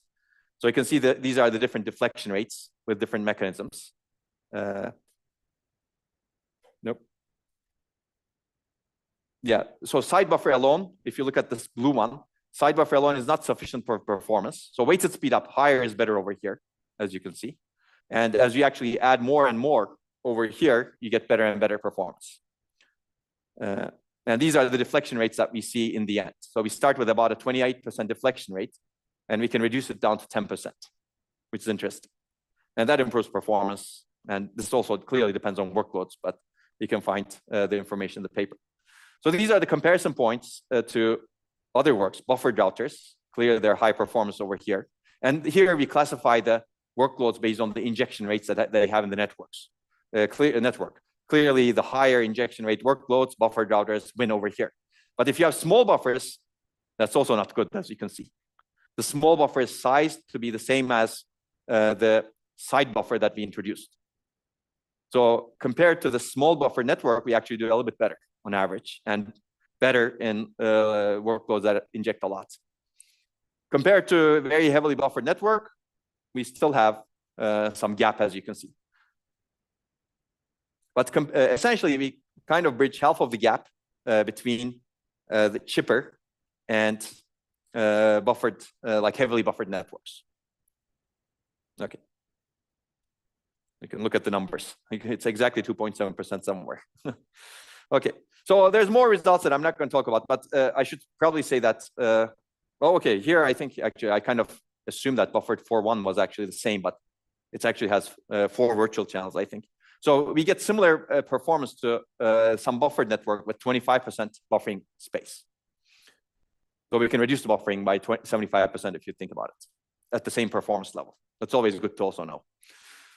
Okay, so I'm going to skip some of these results over here, but there's a lot of analysis. And buffer power is still much smaller and minimally buffered deflection network, even though we add a 4-flit buffer. So that's good. And there's more in the paper.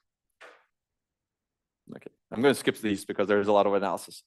There's more analysis, which is the performance power spectrum over here, which is interesting. So clearly, if you do a design space exploration, you can vary the buffers that you have with different types of buffering.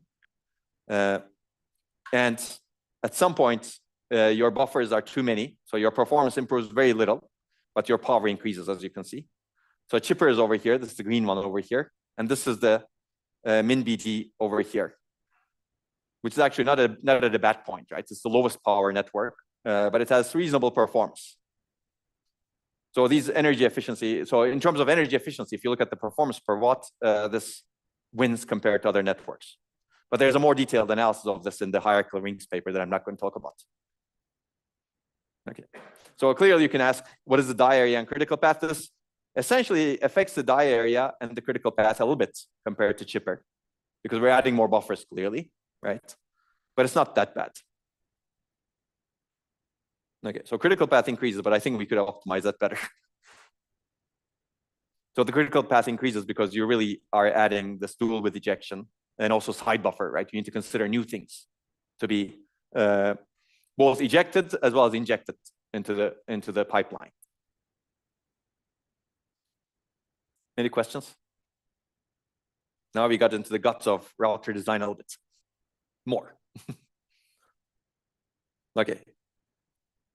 So that's the paper. The question is always, can we do better? And I'm not going to go into a lot of detail on how we can do better, but I'll give you some basic ideas. So one of the issues is whenever you packet consent in the network, you actually have congestion, right? And deflection happens. And once deflection happens, your load in the network increases even more. Because you don't want deflection. Deflection is really unnecessary usage of links. If you can reduce those deflections with minimum buffer deflection routing, that's good. But there's another way of reducing deflections, meaning don't inject into the network. Right? So if you can identify when you can get away with not injecting into the network sometimes, you can actually reduce the congestion in the network. And that's what this work does. Basically, the key idea of this work is really figure out which applications to throttle such that you can actually not congest the network too much. And this actually improves performance. And I'm not going to talk about it, but you get a significant performance energy efficiency improvement compared to state-of-the-art throttling policies. I think it's very interesting, but it's going to be even more interesting if you combine this sort of idea with something else that I'm going to talk about. Hopefully, we will have time for that. Which is if you understand. So here, the throttling mechanism is really application level. Some applications are more sensitive to network. Some applications are less sensitive. If you're less sensitive, maybe you should be throttled more, right? Don't inject too much into the network. And usually the ones that are less sensitive, more sensitive need to, or less sensitive, have a lot of load on the network. Okay, so you can take a look at the paper. I will not go through this in detail, but there's more interesting things to be done in this area, I think. Last time we talked about hierarchical rings. I think combining topology and also flow control and buffering is actually very interesting, I think. So we developed methods for bufferless hierarchical rings, which is, I think, a very nice topology. In fact, if you actually design hierarchy into your topology, you reduce a lot of the overhead. So if you look at a non-hierarchical mesh network, it's not very scalable, right? So if you want to have, let's say, 100 by 100 mesh, the distance between one node that's over here and another node that's over here is a lot of hops, right? You can actually, it's 200 hops, right? In the best case. But if you actually rethink your topology such that it's more hierarchical, clearly you can have a hierarchy where you have a mesh, but then you concentrate, and let's say 100 nodes can be something else, right? Now you reduce the distance, clearly. But again, mesh has some issues in the sense that you only have local communication, right? And people have actually tried to eliminate that local communication. We did that, for example, with MEX network, multi-drop express channels. One of the downsides of mesh, it's very easy to lay out because it has only local communication. Every router communicates with the router that's next to it and nothing else, right? But it's also not scalable because of that, right? At least one of the reasons is that, because you, in terms of latency, it's not scalable because you have to go through every single router to get to your destination. Make sense? So one way of reducing that is to have communication that's more global. And that's what hierarchy enables, at least this sort of hierarchy enables. So if you look at this sort of hierarchy, this is a ring over here, clearly, and you have local communication between the red nodes. But if you have another ring that looks like this over here, you can communicate between these red nodes and these red nodes relatively fast, as opposed to compare this to having a single ring, of course, right? A single ring is not scalable also because you have to go through ON latency, where N is the number of nodes to reach your destination. Here we have partitioned the, well, not partitioned, but we've added hierarchy to the network. So you don't need to go ON, you really need to go OM, where really M is the number of partitions that you need to traverse. Make sense? Okay, so this sort of topology is very interesting as a result. And this is a paper that talks about it. Now, the good news is this is an area where it's very hard to have impact on industry, in my opinion, but industry has picked up these ideas. This is a very hard to read paper. If you're able to read it, they do actually something very similar to the hierarchical rings with deflection routing. Okay, so there are more papers over here that I'm not going to talk about, but I'd recommend people to take a look. Any questions? I'm going to switch gears a little bit. Yes.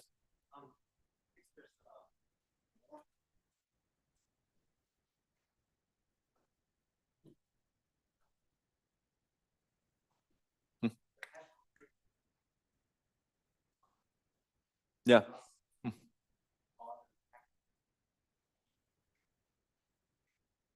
What based? Could you say it again?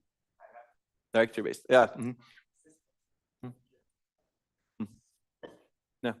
Yeah, that's a great question. Basically, if your interconnect looks like this or something else that is not bus based, right? If you're bus based, you can do snooping based protocols.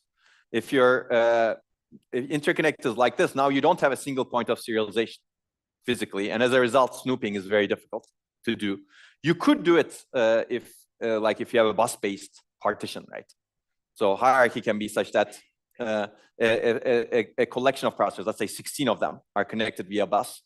You could do snooping-based coherence over there, but once you go out of that domain, you need to do directory-based. So yes, basically the answer to your question is yes. A lot of the existing protocols are directory-based protocols, even though there may be a bus-based or snooping-based component to it, it's restricted to a very small fraction of the chip. That's a very good question. So clearly there's a design or co-design of the coherence protocol and interconnect as well. But I should also say that this may, if you think about it, snooping is a higher level choice. It's really, you can think of, so this is the physical implementation, right? This is how the network looks like.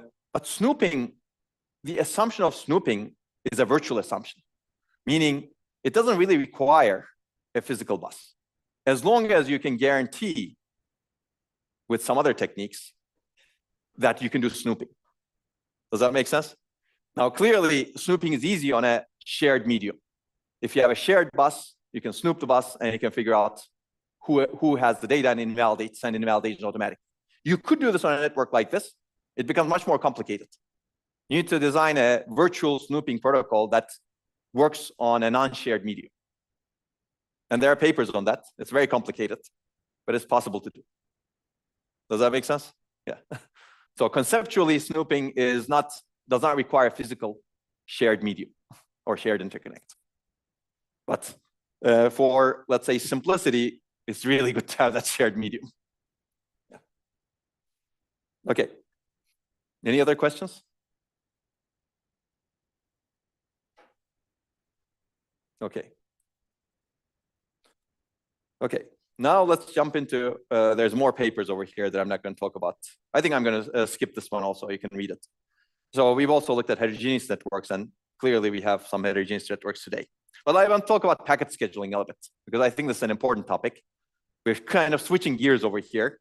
Clearly, you need to schedule packets in bufferless networks. We've kind of looked at that. But now we're going to look at packet scheduling at a higher level, meaning application level. Okay. So basically, what is packet scheduling? Essentially, a router needs to decide which packet to choose for a given output port. Right? And routers need to prioritize between competing flits. Which input port to choose, which virtual channel to choose, which applications packet to choose. And these are all questions to ask. We're assuming buffered over here, but again, that doesn't matter as much. There are common strategies that are used. For example, a lot of on-chip networks used to use round robin across virtual channels. Pick one virtual channel, in the next cycle, pick another virtual channel, etc. You do all this packet first, or an approximation of it, because it's expensive, as we've discussed. You prioritize some virtual channels over others, because that virtual channel may be carrying some important traffic, right, for quality of service. Basically, we want better policies in a multi-core environment. And we're going to use application characteristics. This will resemble some of the things that we have done with memory scheduling, as you will kind of see. And in the end, a lot of the scheduling problems are similar at some level. But maybe you'll need to consider the different parts of the system where you're implementing them. Okay, so we're going to talk about application-aware packet scheduling. So this is a higher level abstraction of the problem. You have a bunch of applications running, and you have network on chip, which is a critical resource shared across multiple applications. So the problem is packet scheduling, essentially. I'll skip through this. We're assuming a buffered router, but that doesn't matter as much over here. So the conceptual view is you have a bunch of virtual channels over here at different ports, including the processing element that is connected to this router. And let's assume that you have a bunch of applications. The scheduler task is to choose for each output virtual channel one input. The question is which packet to choose, right? So you could do round robin based, you could do age based. The problem with a lot of these policies is they're local to a router. Now, what does this mean? This is kind of what you've seen earlier, right? When we talked about memory scheduling. Memory scheduler does some decision, and it doesn't consider what the core does. Here, it's also similar. One router makes one decision, and one router may decide to prioritize a packet, and another router may decide to deprioritize it. And these routers may actually make contradictory decisions. So packets from one application may be prioritized by one router, only to be delayed at next. And if all routers are uncoordinated, which is the case in many systems, you could actually be making a lot of suboptimal decisions. And these decisions actually become worse as the network size scales. So that was one of the things that we wanted to solve. The other problem is this is application oblivious. So you treat all applications packets equally. And the problem is applications are very heterogeneous, as we already know by now very well. So the solution that we're going to look at is really application-aware global scheduling policies. And you could do this in on-chip networks more easily because you have you're restrained to only a single chip, right? You don't go outside and make these decisions outside. It becomes harder to do it outside. Of course, if your applications span many chips, then you're back to the same problem. But if you handle it nicely within a chip, maybe the problem is reduced globally also. Okay, so I'm going to give you an example of this sort of, we call it stall time critical scheduling example. So assume that this is the packet injection order at the processor. We're going to look at 3 cores, core 1, core 2, core 3. And this is time step, which cycle the packets are injected at. And we're going to do some batch-based scheduling that I'm not going to talk about in detail. We did that at PARBS, if you remember, so it's similar over here. We're going to consider 3 batches over here. And we're going to rank the threads based on some order over here. So you remember PARBS, you can apply the same principles over here in a simpler way, I would say. So let's take a look at how a round-robin scheduler would schedule these packets. It would basically, okay, what's a round-robin schedule? You basically take packets from applications in a round-robin way, right? So, well, sorry, not applications, input ports in a round-robin way. Basically, you go round-robin across different virtual channels. So you take packet 5 from first virtual channel, second virtual channel, third one, fourth one, etc. So clearly, this is not aware of the applications at all, right? An application may be not so intensive and may want to be prioritized, right? So these are the stall cycles that you would get, assuming if you consider only this router. The paper has analysis for more routers. So if you do round-robin scheduling, essentially, these are the stall cycles that you would get. The red one finishes its requests after 11 cycles. The blue one finishes after 6 cycles. The green one after 2 cycles. No, sorry, 8 cycles. Sorry, this is time from left to right. Okay, I think I got it right. 8 cycles. So the average is 8.3. Now, if you do age-based scheduling, you happen to be better over here. So you basically prioritize the packets that have the oldest age, meaning the lowest injection cycles, right? You basically first pick 1 over here, and then you pick 2. Okay, since everything is marked based on its injection cycle, it looks nicer, as you can see. And the stall cycles reduce, or happen to reduce in this case. They don't have to reduce necessarily, which is good. But if you're application aware, and if you rank the applications, and if you obey the ranking order at every router, then you can actually do much better. So that's the idea over here. You form a ranking order, and that ranking order gets broadcast to routers, and every router obeys the same ranking order. Now, if you do that, this router prioritizes the green applications packet, which is good for that green application because that green application didn't inject a lot of packets, meaning if you actually take out its packets quickly, hopefully it'll make faster progress. Similarly to the principles that we have for memory scheduling, right? Then the blue application, which is a little bit more intensive, but much less intensive than the red application, gets prioritized, and then the red application gets prioritized. You can see that the average stall cycles is much lower over here. I'm going through this relatively quickly because we've seen parallelism over batch scheduling, for example, and the principles here are relatively similar, except the decision needs to be coordinated across routers. So in this case, this router will reduce the stall time of average stall time of applications, but also other routers will do the same thing. Now, what enables this is really, you can coordinate this ranking across routers. For this to work, you need to have a way of communicating the ranking, computing the ranking. That's why we do batching.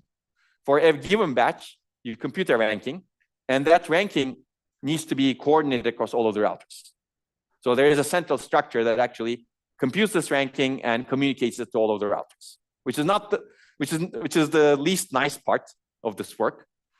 But it is possible to do for an on-chip network. Once you go off chip, it's good to forget about it probably, because that's a lot of communication. But within chip, you have a lot of resources, and you can dedicate some of those resources to compute this ranking and enforce this ranking. Does that make sense? Okay. Okay, so there's a lot of evaluation in the paper. You can take a look at it. I like this sort of work because it really considers application awareness into the network. So if you look at a lot of the work in networking, a lot of them were based in the past on synthetic traffic. I input these synthetic traffics, and as a result, I get this performance, right? Which is okay from a network perspective, but not so great from an application perspective, right? But in the end, what we really need to evaluate the network, not just the network, actually, the entire system is really from an application perspective. What kind of application performance do we get? Okay. Now I'm going to give you another example of prioritization that takes into account application characteristics, and that's Slack. And this is also a general concept.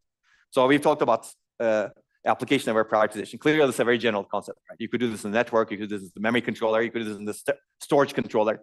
And in the end, I think all of these concepts need to be coordinated across all of those controllers, right? Because your network may do something, and then your memory controller may do something completely different. As a result, you have a suboptimal performance. Slack is another concept that's actually very general. And I think we need to think more about Slack going into the future. Because it really can enable you to focus policies on things that really matter.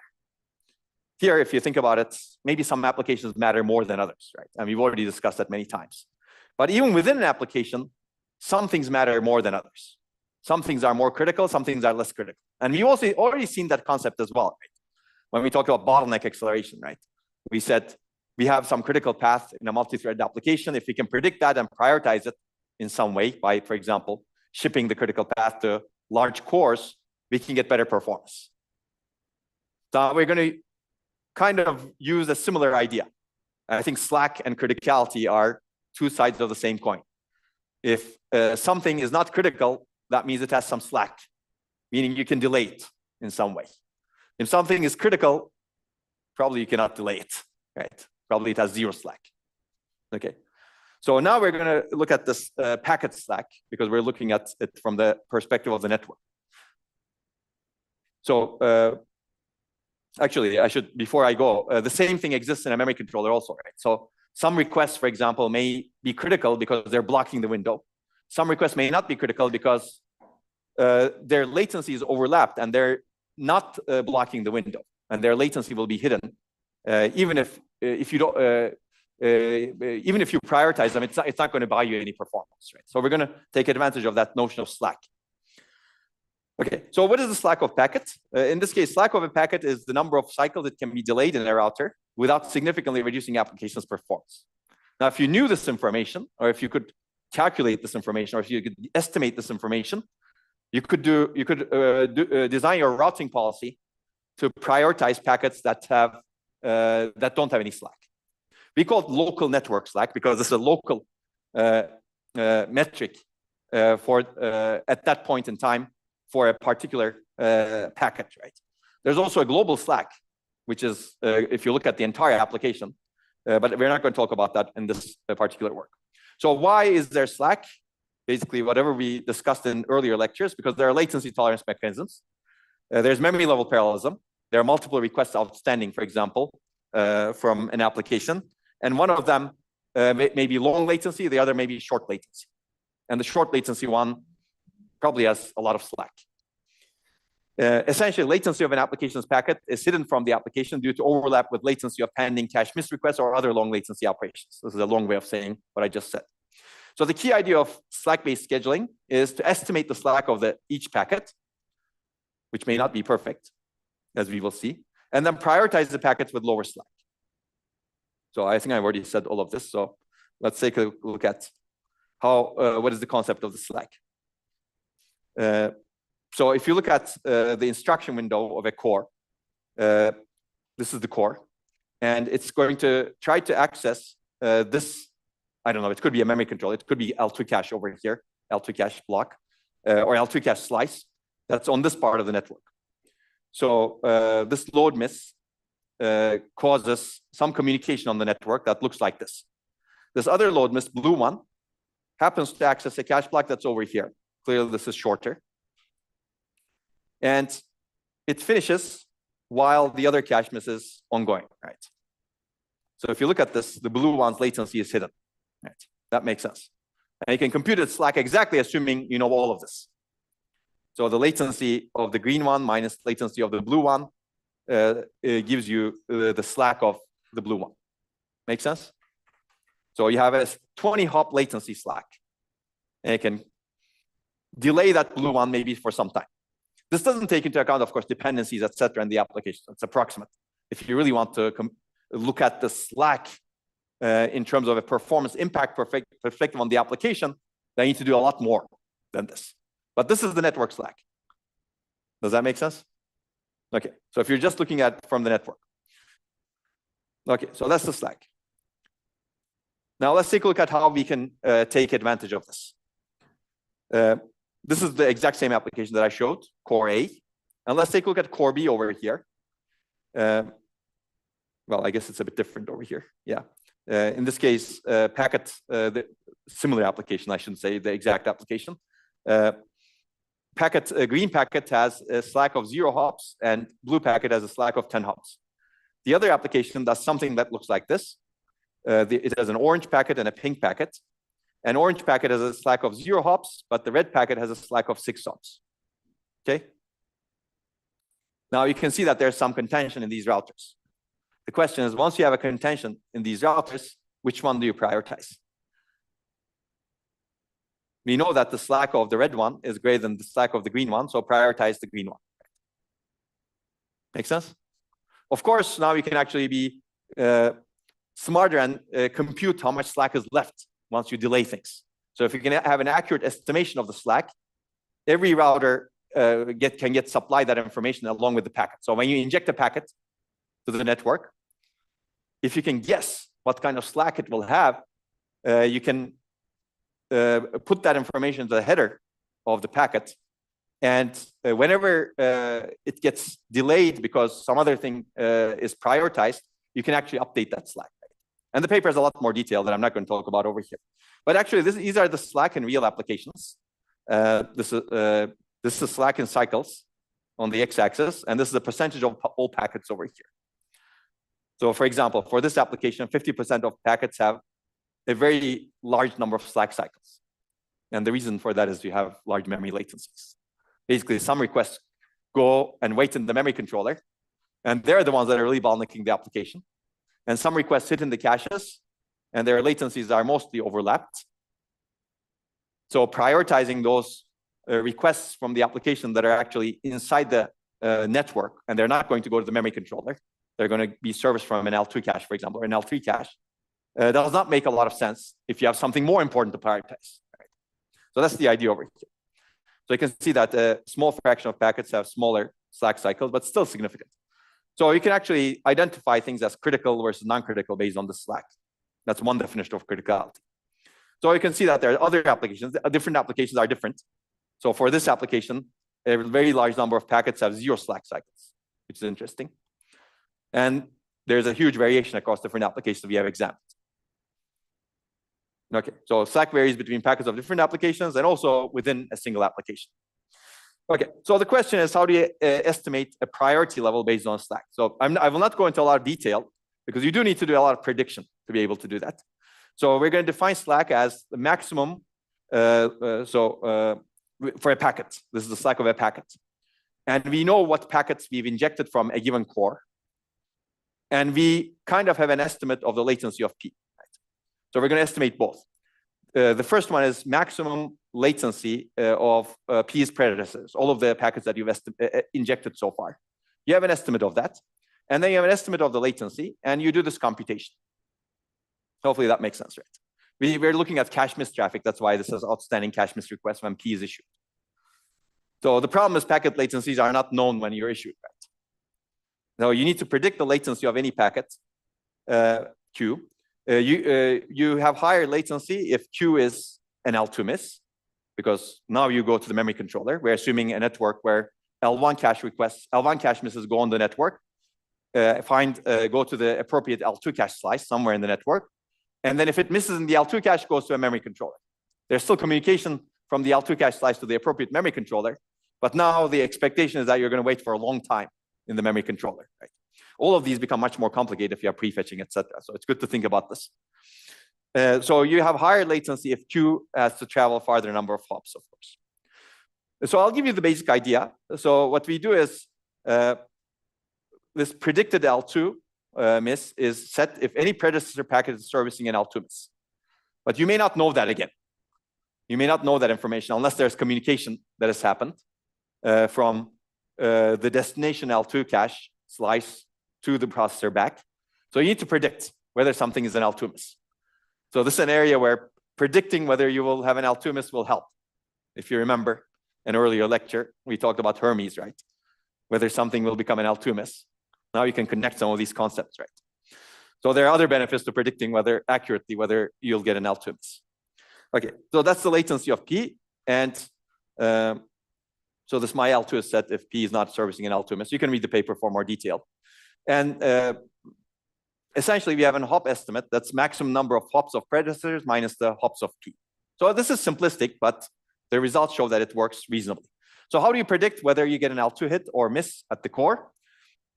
We have an L2 miss predictor, but we have a better one with Hermes today. So maybe this needs to be done better. And it's a threshold-based L2 miss predictor that I'm not going to talk about. You can find. And you compute the number of miss predecessors by using a list of outstanding L2 misses. And we do the hop estimate using essentially assuming XY routing in this case. So we're very simplistic in our estimation, but even simplistic estimation actually provides better performance. I'll give you very quickly the performance results. This is across a bunch of applications. I don't remember how many. Okay, let's go through this. Shortest job first is essentially what we've discussed earlier. We call this shortest job first, which is application-aware scheduling. So that provides performance improvement, and we knew that. If you actually do Slack-based packet scheduling, by itself, it's better than shortest job first with slightly less complexity, arguably. If you actually combine both of these ideas, application-aware scheduling as well as Slack, you actually improve performance even more. And the comparison points are age-based scheduling, round robin, and some other work at the time. So we also look at unfairness, and this reduces unfairness as well. Basically, shortest job first actually doesn't help unfairness, but actually if you do Slack-based scheduling, you help unfairness as well, because if you take into account Slack, you're making much more informed decisions. And this informed decision is hopefully not delaying things unnecessarily. Right? So if you actually make the right decision of Slack, right prediction of Slack, you should not be delaying things that are not supposed to be delayed. You should really strictly be reducing the slowdowns. Right? And that's what's happening actually, as we see. That's not true for shortest job first. If you actually do shortest job first, which is prioritizing applications that are less intensive, then that's not good for unfairness actually overall. Well, I guess actually compared to the baseline, it's still better, but not that much better. Okay.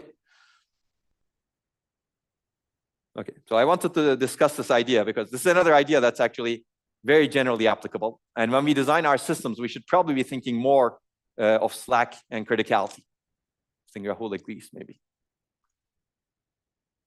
Okay, any questions?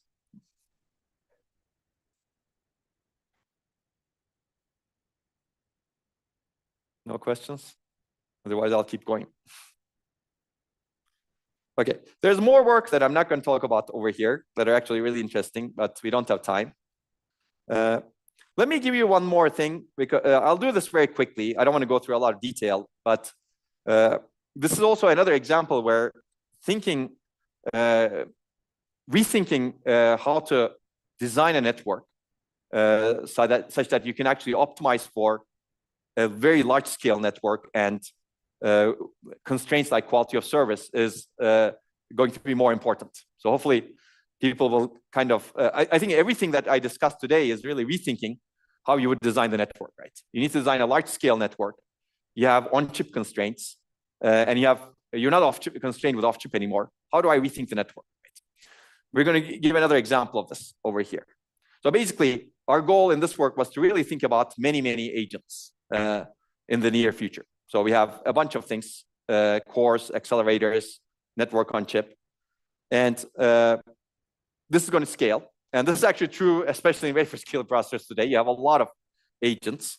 But even in a GPU, you have actually a lot of agents today that communicate with each other. Also in CPUs, maybe not thousands in CPUs yet, because some of the CPUs are quite complex, right? Or cores. So we wanted to actually have a network that has high efficiency and good performance and strong quality of service guarantees. So this was actually a big constraint for us. So the idea over here is actually interesting because we design a topology that provides quality of service. So the problem is if you want to actually provide quality of service, you can do it in each router. each router may be providing some sort of quality of service to different flows or different applications. And this leads to increase in buffering, arbitration, and bookkeeping. So we actually did work on that I'm not going to talk about. And in the end, the result was more complexity. Although you get good quality of service, you get more complexity also. So we wanted to actually provide quality of service guarantees at low area and power cost. And the idea is to rethink how you actually handle shared resources. Basically, don't make everything shared or don't distribute your shared resources everywhere. Isolate them in a region of the network and support quality of service only in the routers within that area.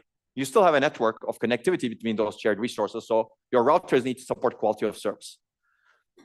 But outside of the network, you don't need to, outside of that shared region area, you don't need to support quality of service. But now the question becomes, how do you access that region with quality of service? So we designed the topology so that applications can access the region without interference from other applications. That's where the topology design comes in. So this is a pictorial example. One picture is worth 1,000 words, probably. This is the baseline. All routers are quality of service enabled. And you may have multiple virtual machines. For example, the virtual machine 1 is allocated these cores over here, 8 cores over here, and there's some concentration over here. 4 cores are connected through direct links, for example, or through a bus, for example. But everything is quality of service aware over here in the routers, for example. And the shared resources are everywhere. I don't know why the shared resources don't show up, but fine. Okay, I'll go through this relatively quickly. So essentially, whenever you're accessing a shared resource, these are the shared resources over here, you have a memory access. And you may content across different virtual machines, or you can consider these as different applications. We were looking at the virtual machines over here. So clearly, this leads to a quality of service issue. So we wanted to really have network-wide guarantees without network-wide quality of service support. So if you have something like this, then you need to support quality of service in all of the routers, because your network is really not designed to provide some sort of isolation. This virtual machine tries to access the shared resource, but it has no way of accessing that shared resource by going through another virtual machine's resources, let's say, or another virtual machine's physical nodes. As a result, all of the nodes need to provide some sort of, all of the routers everywhere needs to provide some sort of quality of service. Does that make sense? And we wanted to reduce that. Okay, so basic insight over here is to leverage rich network connectivity, which naturally reduces the interference among flows. And this also limits the extent of hardware quality of service support. But of course, this requires a low diameter topology like we discussed in the last lecture. Multi-drop express channels is one of them. You can think of these as express links, right? You go from this or this part of the network to this part of the network with a single link. And that single link has multiple drops over here. But if you go through the single link all the way over here, you don't have any interference. Okay, that's the idea. So that's the multi-drop express channels topology that gives you some isolation, meaning you're going through from here to here with a single link. Okay, so you can have other single links that look like this. And if you actually complete the topology, you actually have a lot of rich connectivity that has direct connections. Okay, and that's the router, which I'm not going to go into. So this is actually one-to-many topology. It is a low diameter, 2 hops maximum. Yeah, it's asymmetric. So there's arbitration complexity, etc. I'm not going to go through this because we discussed this. You discussed this last time, right, Mohammed? Maybe a little bit. But we don't have a lot of time also, so you can read it. But you can see that the key, what this enables is really an express link from this part of the network, which could have many routers. It could be a network within a network, as we discussed, to this part of the network. And these sort of express links are really important for both reducing latency as well as providing isolation, as we will see. Of course, the cons are there's some increased arbitration complexity because you can have multiple drops over here. And you need to also decide, as you can see, this is a richly connected network. You need to decide which link to send your request in. Okay, so this is the idea that I wanted to discuss. Basically, we dedicate quality resources or shared resources are actually constrained to some parts of the network. We call these dedicated quality of service enabled regions. So whenever you actually reach this part, and if you want to access a shared resource that may be somewhere over here, you get quality of service in your routers. So your routers here are very expensive, potentially. Right? So the rest of the die is really quality of service free. So you reduce some cost over here. Now the question is, how do you get from this part of the die to the shared resources? And the idea is really to use this richly connected topology to enable traffic isolation. Essentially, this sort of network, like multi-drop express channels, gives you the ability to reach this part, this quality of service enabled region from any part with isolation. You just send a request from this express link, if you will. That's the idea, basically. You use the topology of the network to provide traffic isolation. And this way, this virtual machine can access this quality of service enabled region directly, while this other virtual machine is also accessing this quality of service enabled region. Make sense? Okay, and there's no interference between them. Similarly, this virtual machine can communicate with this virtual machine internally, but now there could be interference over here. So you can still use these routers, but if you use these routers to communicate, for example, some of your cores are allocated over here, some of your cores are allocated over here because you're running a big virtual machine, let's say, and your resource manager did not do a good job, or it didn't have any option, right? Because it's allocating, it's using some allocation algorithm. This application may need to communicate with this other part of the application over here. So you can do this. But if you really want quality of service in that communication, you can do this. Make sense? So you take a longer path, but you actually can go through a quality of service enabled routers. You get isolation here, you get isolation here, and you get good quality of service management over here. Does that make sense? So this is actually interesting. This is something that has not been enabled in many systems. Okay, so I will not go through the details of evaluation because there's a lot involved over here. Actually, there are more ideas over here than just the idea that I mentioned, but those require, I think, a little bit more background and thinking. For example, we do low power links, and we use low power links, but you can read the paper for more detail. But in the end, let me see.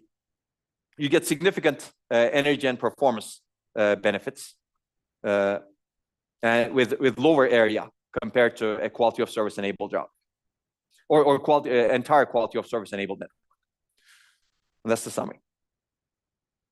Okay. Since we've gone over time, we have very little time. You can ask questions. Any thoughts? We've covered a lot of concepts over here, but I wanted to push this topology design for, let's say, good quality of service as an example also. Because topologies are usually designed for performance, and we've seen a lot of that. It's good to think about some other metrics as well, especially if you really want to scale to a very large number of nodes. Having complicated routers in all parts of your network is probably not a good idea. Any questions, thoughts? Okay, I think people are tired. It's also very dark. Okay, we're done, so I'll see you tomorrow.